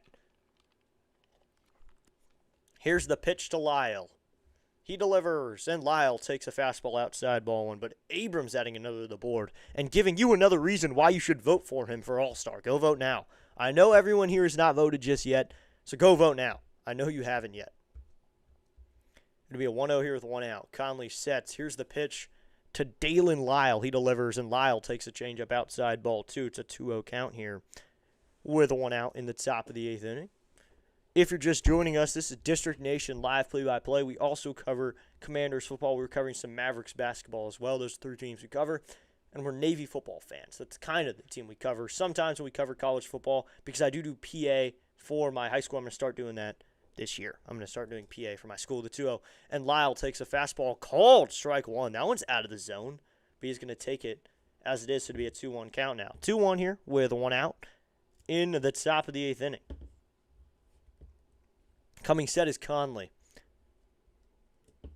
Here comes the 2-1 to Lyle. He delivers, and Lyle swinging a foul off third base side. So it'll be a 2-2 count now. 2-2, 1 out. Man, Cavalli's just doing amazing. 13 strikeouts. He's out of the game, though, but 7 innings, 13 strikeouts. Fired up by getting almost ejected. He goes on to have 13 strikeouts in the game. I know Red Sox fans are not going to be happy after that. Coming set is Conley. The 2-2 to Lyle. He delivers, and Lyle swinging a ground ball through the hole in right field. So right fielder Abreu will have this one 10 around second. He's going to go to third as Abreu bobbles it out there. But that's a single for Dalen Lyle, and now there's runners to the corners here with one out. Nationals threatening to add one more here. 10 is at third. Real chance for them to add one more here on Conley. Try to put some runs on the board. Just keep chipping away at this Red Sox team. Really helping out the pen this week. I mean, not too many arms have worked at all this week. Disney's going to get his first outing in a while. A lot of the arms will be ready for tomorrow. I mean, this is the situation you want. This is exactly what the Nationals could use. As Tenna here, looks okay where he had his helmet off here. Lyle away from first, Tenna away from third, and that'll bring up Nasim Nunez with a chance to drive in some runs. He's 0 for 1 of the day with a couple walks and a run and a fly out. Here's the pitch. Just elevates something Nunez, and it's a run. He's going to show a bunt, and he gets it down the first base line, flipping up to the catcher, and Tenna's out for out number 2. Tenna wants to challenge, though. That bunt, Nunez was taking it away, and he accidentally kind of got it down the first base line. Butera does not want to challenge. So on the plate, it's 1-2 on the put out on a fielder's choice, Tenna with a bunt. So a bunt does not work by Tenna. Moves Lyle to second, but now there's 2 outs. Nunez kind of got turned around by that bunt. It was inside and high. He wanted to take it away, kind of. So Nunez was looking to take it away, but he got it down the first base line. Conley flips it up to the catcher covering, and he was out. So that's out number 2. Can't get it down there. So now that'll bring up Keibert Ruiz with a runner in scoring position and 2 outs. So runners at first and second and 2 away. Coming set is Conley. Here's the pitch. And Ruiz takes a changeup in there called strike 1. And it's an 0-1 count now. 0-1, 2 outs here. Nationals have a 4-run lead. They could use an extra run. It'd be nice to get an extra run. Let's get some more runs on the board. Anything helps, especially with this bullpen. Have you seen our bullpen? Score more runs. Coming set's Conley. Here's the pitch to Ruiz. And Ruiz inside ball 1 with a fastball. So that'll even up the count at 1-1. 1-1 here with 2 outs. Excuse me, everybody. Just adjusting the hat a little bit. Making it look a little better. So we 1-1 here. Coming set is Conley with runners at first and second. Clock winding down. Here's the pitch to Ruiz. And Ruiz swings and hits this one out to third base line. Third baseman will check on it, but it goes out of play, so it'll be a 1-2 count. Ricky telling you to smash the like button. Yes. Go smash the like button. Help out the channel just a little bit. Smash the like button. So we 1-2 here with 2 outs in the top of the 8th inning. It looks like Disney's going to come in for the 8th, though, after a spectacular outing from Kate Cavalli of 7 innings and 13 strikeouts. Ruiz steps up to the plate here. Conley looks in for his sign on the pitch comm, and he comes set. He's set below the belt. He ends his hands below the belt. It'll be a 1-2 here. Here's the pitch to Ruiz. Ruiz swings and hits this one down the right field line. That's fair, and that's going to be into the corner. Lyle will score. Rounding third, headed for home is Nunez. He will score, and the second baseman bobbles it out there. Monasterio will grab it, and the Nationals are going to add 2 more. It's now 7-1. Keibert Ruiz with a double down the line. 2 more runs on the board. The Nationals do want to keep adding on with a 2-run double. Keibert Ruiz delivers. Lyle able to jog in from second, and Nunez able to hustle his way all the way around. So the Nationals add just 1 more. Let's go. That is exactly what they needed. Just a couple more. So Lyle able to jog in from second. Nunez had to really run a little bit, but Nunez is a fast guy anyway. So the Nationals get 2 more. It's now the Nationals 7. The Red Sox 1. Conley here working with a runner at second here with 2 outs now. Conley still working hard. That'll bring up James Wood now with a runner in scoring position. So still, a lot of runs in scoring position here. That's the type of team we have. While we have the N-A-T-S, Nats, Nats, Nats, woo! N-A-T-S, Nats, Nats, Nats, woo! 7-1 game, everybody. Nationals have a 6-run lead coming set Conley. Here's the pitch to James Wood, and Wood takes a change up outside, ball 1. James Wood has a 2-hit game today with an RBI as well, but the Nationals just adding on here late in this game. Garcia as well on deck. He's got a double and a couple RBIs. Coming set Conley. Here's the 1-0 to Wood. Now Wood takes a change up high now, ball 2, so to be a 2-0 count. 2-0 here, 2 outs. I think realistically, the reporters, when they start picking, they could honestly pick Luis Garcia Jr. I would not be surprised if Louis gets selected. So to be a 2-0 here, 2 outs. Here's the pitch to Wood. Wood takes a changeup in there, called strike 1. We'll look at some stats at some point here so we can get a better look at it, though. But I think it's just not a big pull, and I think Louis is just doing really, really well. His coming set is Conley at the belt. Here's the 2-1 to Wood. And Wood lines this one to right center field. That's going to get to the gap and go all the way to the wall. Ruiz will score. Headed for second is Wood. Wood's going to have a 3-hit game. He stops at second. It's now an 8-1 game. James Wood with a meditation celebration out there at second baseman. He holds up his hands. He puts his hands at his side and does this. The meditation celebration as James Wood drives in yet another 2 doubles in a row. It's now the Nationals 8 and the Red Sox 1. Another run on the board here for the Nationals. They are now killing Tommy Conley here in the top of the 8th inning. They just keep adding on. Leading away from second is Wood here while we have the moment before Louis hits. N-A-T-S, Nats, Nats, Nats, woo! Here's the pitch to Louis, and Louis takes a slider inside, ball 1. Almost went at it. It'll be a 1-0 count now. Let's go. That is exactly what we needed there. Just more runs on the board. Give Cavalli some run support, everybody. Give him what he needs. And that's run support. It's now 8-1.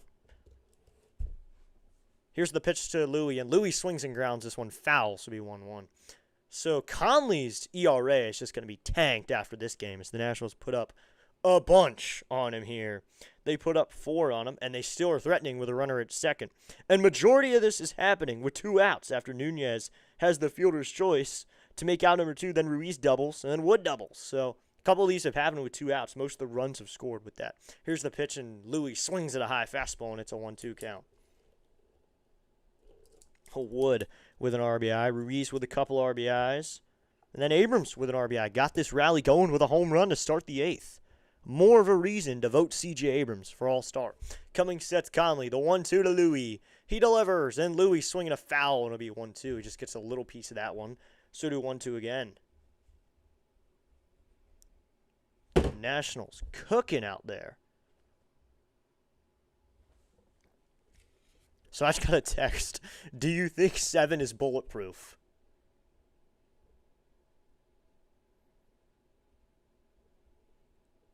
Here comes the 1-2. And Louis swings and fouls this one off. So it'll be 1-2 here with 2 outs. Top of the 8th inning. Nationals have a 7-run lead. Let's hope Disney can hold this lineup. Hold him down. Maybe don't give up 7 runs. So you 1-2 here with 2 outs. James Wood at second. He's got wheels, so a base hit could score him. Get it up to an 8-run lead. Just keep adding on. But bigger leads have been held by the Nationals that have been blown. So coming sets Conley. The 1-2 here to Luis Garcia Jr. Low and out with a changeup, so that makes the count 2-2 now.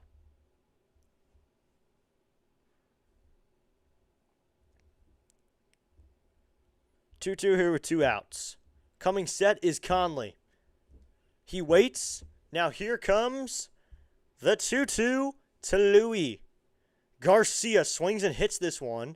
Out to left. Coming in is left fielder Duran. He's under it, and Duran will make the catch in fair territory for out number 3. But the Nationals do not go down in silence this time. They put runs on the board this time. They put 4 runs on the board. Let's check the hit total here. It is 4 hits, starting with a home run, no errors, and a man left on. We're headed to the bottom of the 8th. They get 4 more. It's now the Nationals 8. The Nationals 1. So here we go, bottom of the 8th inning. Bottom of the 8th inning, everybody. And Orlando Ribalta should be taking over for this team.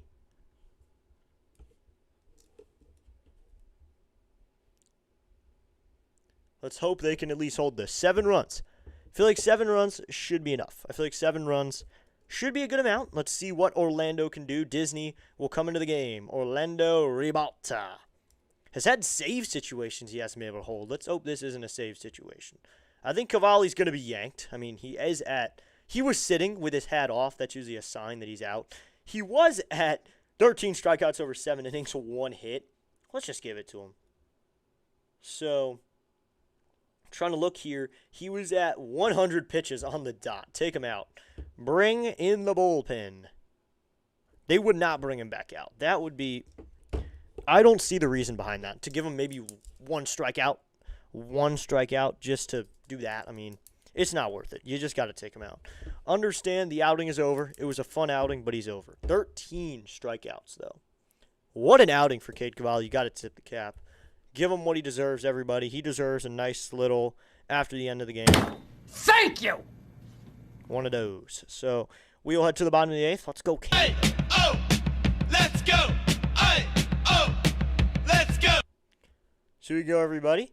Bottom of the 8th we go. 7 unanswered runs for the Red Sox after this game was close at one point.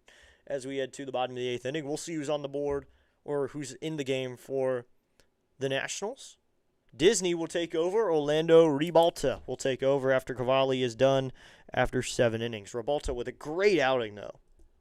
As Ribalta will take over here in the 8th. Cade gets a big salute here. Ribalta, 25 games, an 0-1 record, 7 holds with a 3.86 ERA. He comes set. Here's the first pitch to Romy Gonzalez. That's going to be swung on and fouled off, so it's an 0-1 count. The 97-mile-an-hour fastball. This will be 0-1. So it's like James Woods put in right field now. What's the logic? What? They're saying 10 is the... What? They're really messing up here. So here comes the 0-1 from Ribalta. Here's the pitch. Swinging a line drive center field. That'll be a base hit. So here we go. Comeback starts, but Ribalta gives up a knock to Romy Gonzalez. It's his first hit back up in the big leagues in 2026. He must be happy about that. Gonzalez will get a nice ovation. But Cade Cavalli, 7 innings, 1 hit, 1 run. It isn't even earned. No walks and 13 strikeouts. That's an outing. So how does Tenna stay in the game as the DH? How do you put the DH back in? I don't know how you do that. I didn't know you could do that as coming set is Ribalta. Here's the pitch. That's outside, ball 1 with a slider, so it'll be a 1-0 count. I'm confused. I don't know how you double switch. So Lyle is back in left and Woods in right. I don't know what our logic is here. Wood in right, Lyle in left. I didn't know you could put a DH back in. Didn't know that was possible. So Ribalta looks in for his sign. He comes set. Cruz is in center. Here comes the 1-0 to Duran, who's 0-2 on the day. Here's the pitch, and that's high ball 2 with a fastball. So it'll be a 2-0 count. So 2-0 here with no outs. Runner at first.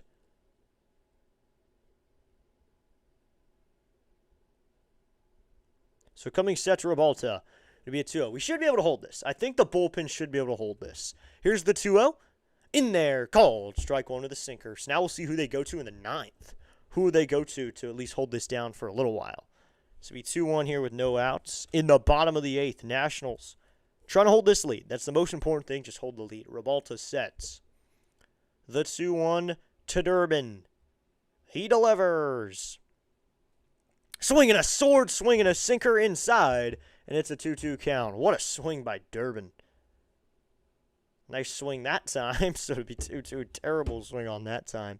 So it'd be 2-2 here and no outs. Ribalta swinging his arm as he waits, and now he comes set. He waits. He's set right below the letters. The 2-2 to Duran. He delivers. Outside ball 3. Wanted him to chase the slider. He does not, so it'd be a 3-2. 3-2 here and no outs. Bottom of the 8th inning. Nationals hold an 8-1 lead. Ribalta looks in, comes set. Nationals kind of in double play formation. Or lineup, whatever you want to call it.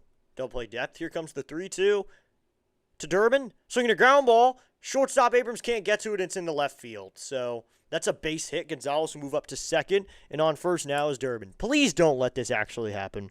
Please don't let this happen. Hold the lead. Please hold the lead. Please hold the lead. Yo, I got Wi-Fi on the plane. I might be the first ever viewer 1,000 miles up in the air.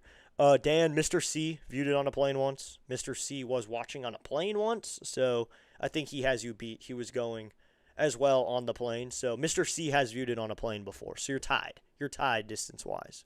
He viewed it a couple streams ago. Here's the pitch.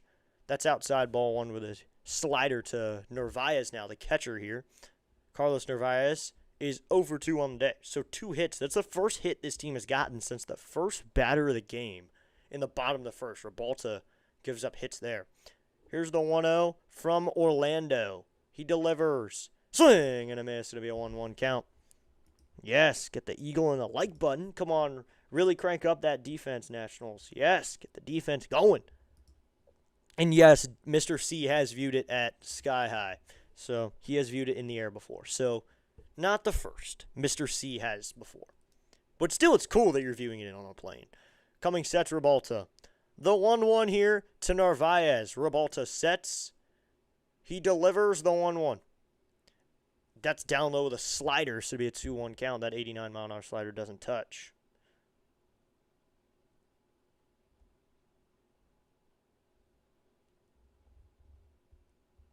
So it'll be 2-1 here with no outs. Yes, Curly W says it perfectly. Come on, Nationals.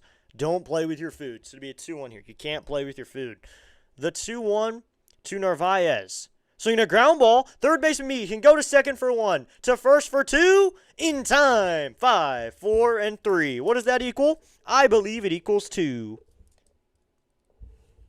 Need 5 of you great people to hit the like button for 25. Let's go. Rebalta deuces a double play. Goes inside on Narvaez. He grounds it to Meade, who goes to second.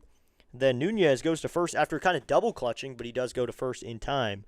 Moving up to third on the play is Romy Gonzalez, but not worried at all.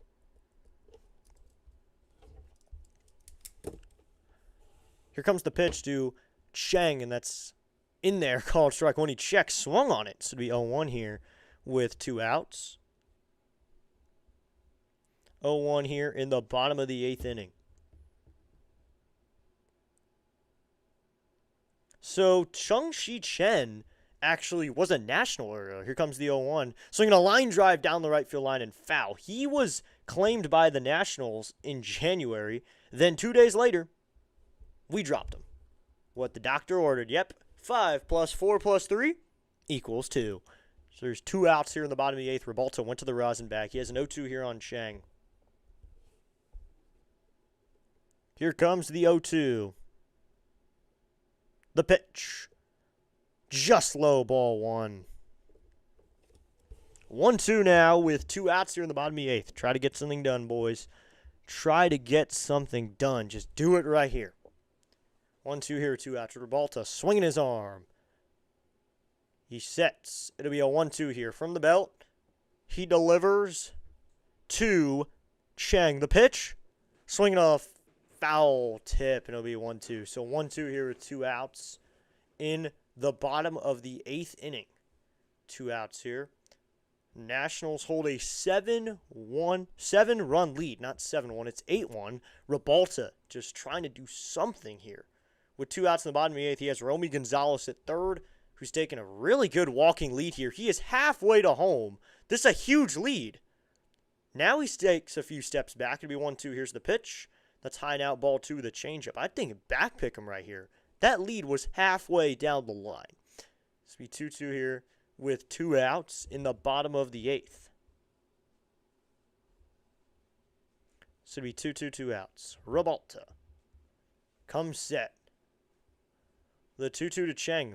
Runner with a big league here. Here's the 2-2. Swinging a line drive, right field, but James Wood is right there to make the catch for out number 3. So that will end the inning. 1 man left on base after 2 hits in the inning after a line out. We're going to take a quick break here. We'll be back in the 9th. We'll be back in just a moment. It is still the Nationals 8. They're Nationals 8, Red Sox 1. We'll be back for the top of the 9th in just a moment.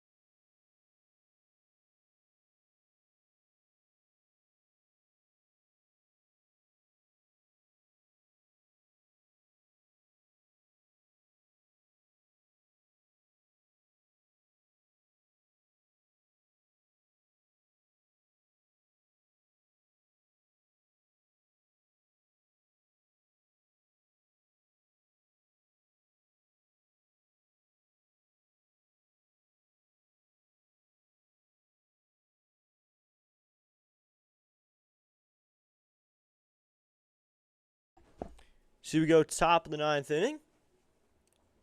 Nationals have an 8-1 lead. That is the Nationals who hold an 8-1 lead. 12 hits for the Nats. Looks like we're going to get a reliever here. Ryan Watson will take over for the Red Sox. So I was talking to Fitzy, and he said Watson coming into the game is them waving the white flag. So let's hope the white flag is waved, though. Watson comes set. Here comes the pitch to Curtis Mead, and that's in there, called strike one with a sinker, so we don't 1 count. I got to bring the camera back on. I apologize, everybody. Get him out. Yes, we did get him out. So we go top of the 9th, everybody. Watson has 6 different pitches, though. He will mix in. Here's the 0 to Mead. In there, called strike 2, the sweeper. So it'll be 0-2 here. 0-2 with no outs here. In the top of the 9th, looks like that did clip the zone. Looking at the replay, that was fully in the zone by about 3 inches. So it'll be 0-2 here. Watson comes set. The 0-2 here to Mead. Here's the pitch. Outside, ball 1 with a fastball at 95. So it'll be a 1-2 count now. Mead will hit here. Then it'll be Abrams and Cruz, some guys who hit back in that long, good rally, even 8th inning. The 1-2 here to Mead is coming from Watson. The pitch is outside, ball 2. So to make it a 2-2 count. Ricky here saying, don't forget to like and subscribe before you leave. One or both really helps out the channel. It is free, yep. I would really appreciate if you hit both. Maybe not just leave one or both, just hit both. I mean, it is free. So here comes the 2-2 to Mead. That's low out, ball 3. I would love it if you just hit both. I don't think hitting one, just hit both. I mean, it is free. So you can click it. It'll take a second. Does not cost anything as we head to the top of the 9th inning.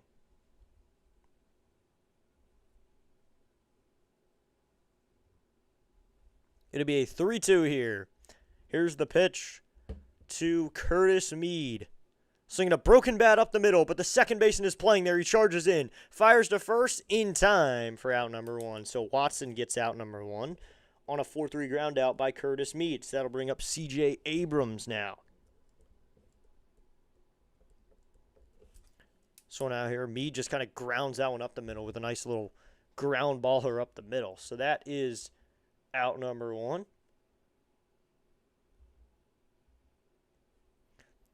Selling a broken batter. And that'll now bring up C.J. Abrams here. Already has a bomb of the game. He's 1 for 1, or 1 for 4. And that is in there, called strike 1 in the outside corner with a sweeper. So it'll be 0-1. 274 average for Abrams. 18 home runs, 60 runs batted in, and 869 OPS. Coming set as Watson.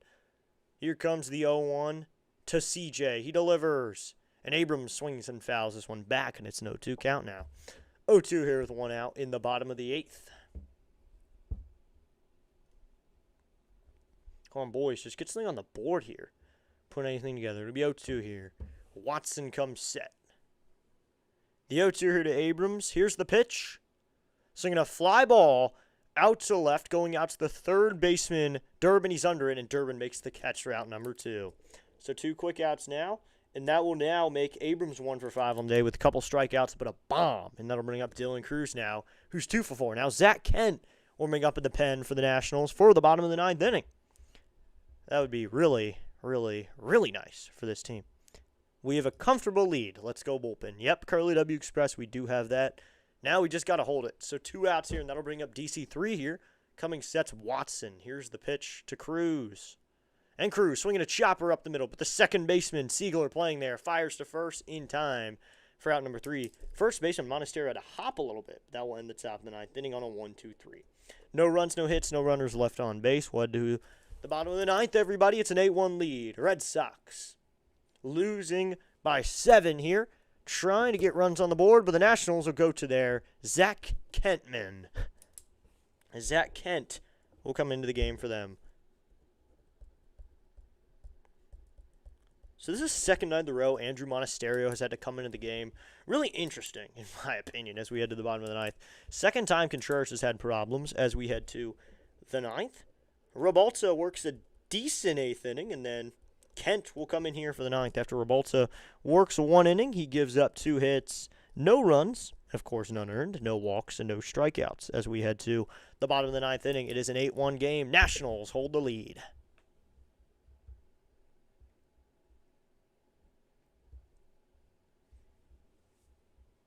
Let's go, boys. Just get it on the board. Get something going here. I heard Zach Kent is phenomenal. I hope so, though. Yeah, he's a pretty good arm. He's a decent arm. He was down in AAA doing pretty well, so let's hope he can do that today. Let's hope he can bring some energy to the plate. I would love him to bring some of his unique energy to the plate. Throw hard, put it into the zone, make him hit it as we head to the bottom of the ninth, everybody. 7-run lead for the Nats, and they just try to hold on to it. Zach Kent will do the work here in the bottom of the ninth. Let's do it. I would really like it if they could just get something done right here. Don't play with your food, as the man Curly W Express would say. Don't play with your food. Don't do anything here. Get the 3 outs. Go home. Get the matinee game tomorrow. Get the series. Win another one on the road. Let's do it, everybody.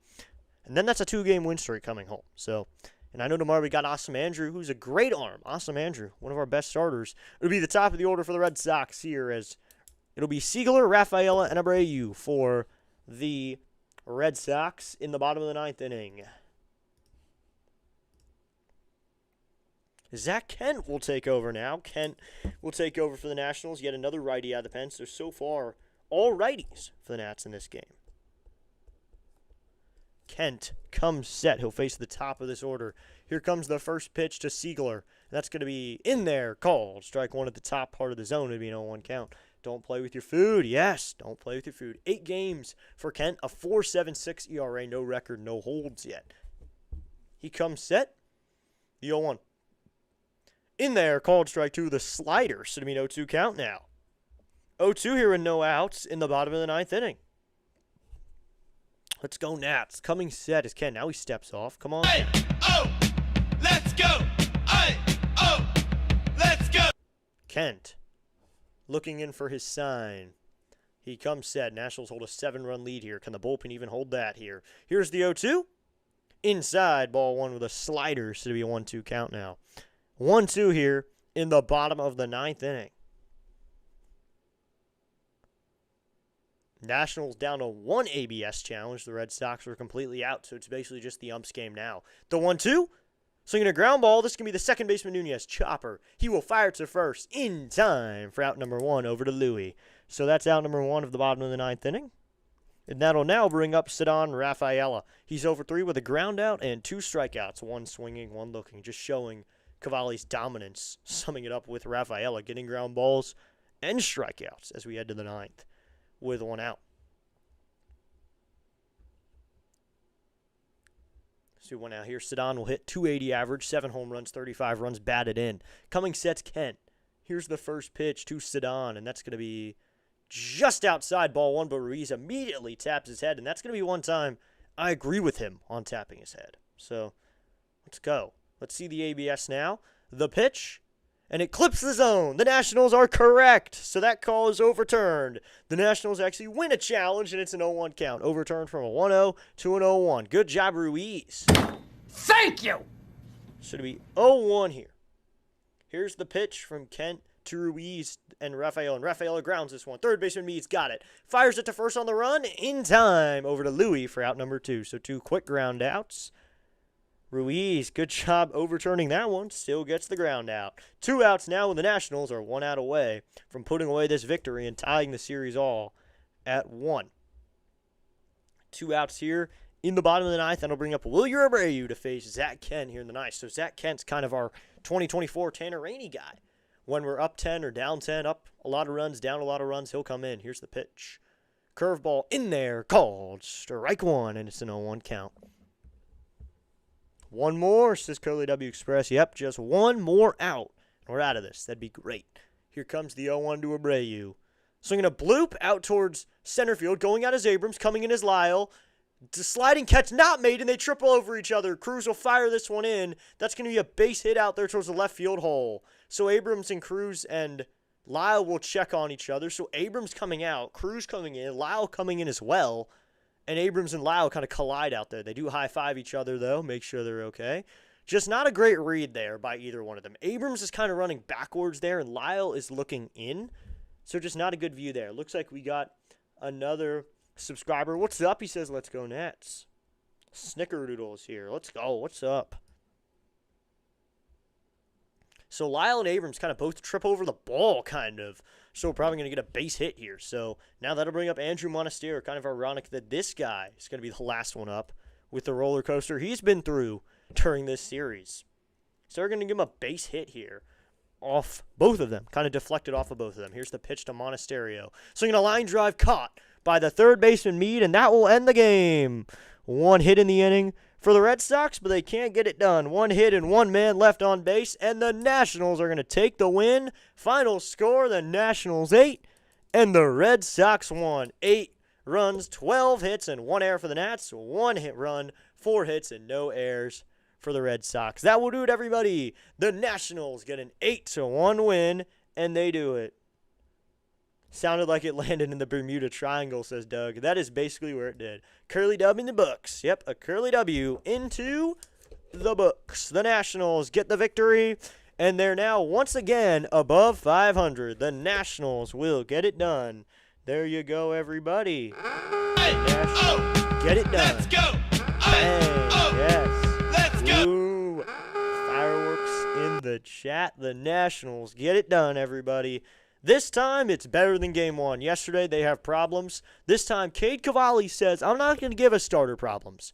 I'll have a meh first inning, but I'm going to have a perfect 6 innings.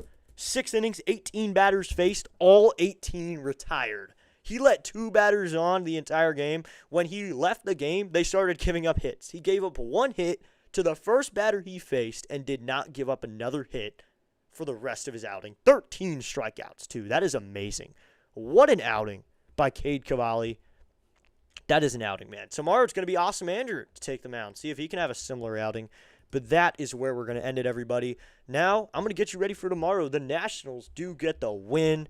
And we'll be back here tomorrow. Not the same time. We're going to be back here at 1:20 p.m. Eastern Standard Time. You have to throw fireworks in the chat, but 1:20 p.m. Eastern Standard Time. One last chance, everybody. If you want to go vote CJ, go do it now. That's the QR code. Voting's only open till Thursday, so go do it now. Go do it absolutely now. But like it up, sub it up, says Ricky Barber. Let's go. More fireworks. Yes, throw the fireworks in the chat. The Nationals get the win. I mean, this was a good game. This was a really good game. The Nationals do get the win. Final score, Nationals 8, Red Sox 1. So they only let up 1 run, and they only give up 4 hits, too. And they were in the 3 of the hits were in the 8th and 9th. 1 hit. The 1 run wasn't even earned by Cavalli. He gets a victory. No earned runs. 13 strikeouts over 7 innings. That is an amazing outing. So that is where we're going to end stream, everybody. Let's see if anyone's still streaming. Looks like no one is live right now. There's no one I can really send you to. Let's head over to Dixon Way. Dixon Way's doing Cardinals and Braves. I wonder where they are. So their game is over, so we can't really go there. I'd like to send you to an active game. So, Football Nation, maybe? Maybe Hoof. All right, I guess we're just ending stream tonight. Okay, we're just ending stream tonight. We're not going to do anything special. We're no redirect tonight. We're going to end it right here. Have a great night, everybody. Thank you so much. Be back tomorrow. Matinee start, 1:20 p.m. Eastern Standard Time. 1:20 p.m. Eastern Standard Time. Nationals, Red Sox, Game 3 of the series. Peyton Tolle takes the mound for the Red Sox. Awesome Andrew Alvarez for the Nationals. We'll get you ready for that tomorrow at 1:20 p.m. We'll be all ready, so tune in for that tomorrow. I hope to see everyone there. The Nationals go to 44-43. They're up 1 game over 500. And the Red Sox fall to 37-47. The Nationals making progress to that wild card spot as they're a little bit out of it now, maybe 2-3 games out. Hopefully they can make some progress tomorrow, get another win, and get another series road victory on the road because, I mean, they beat the Orioles. No reason they can't beat the Sox. Let's try to get Game 3 tomorrow. Come back tomorrow for more play-by-play right here on District Nation. Final score here, the Nationals 8, Red Sox 1. Thank you so much for tuning in. I will see you all tomorrow, 1:20 p.m. I'll see you then. Have a great rest of your night, everybody. I will see you later.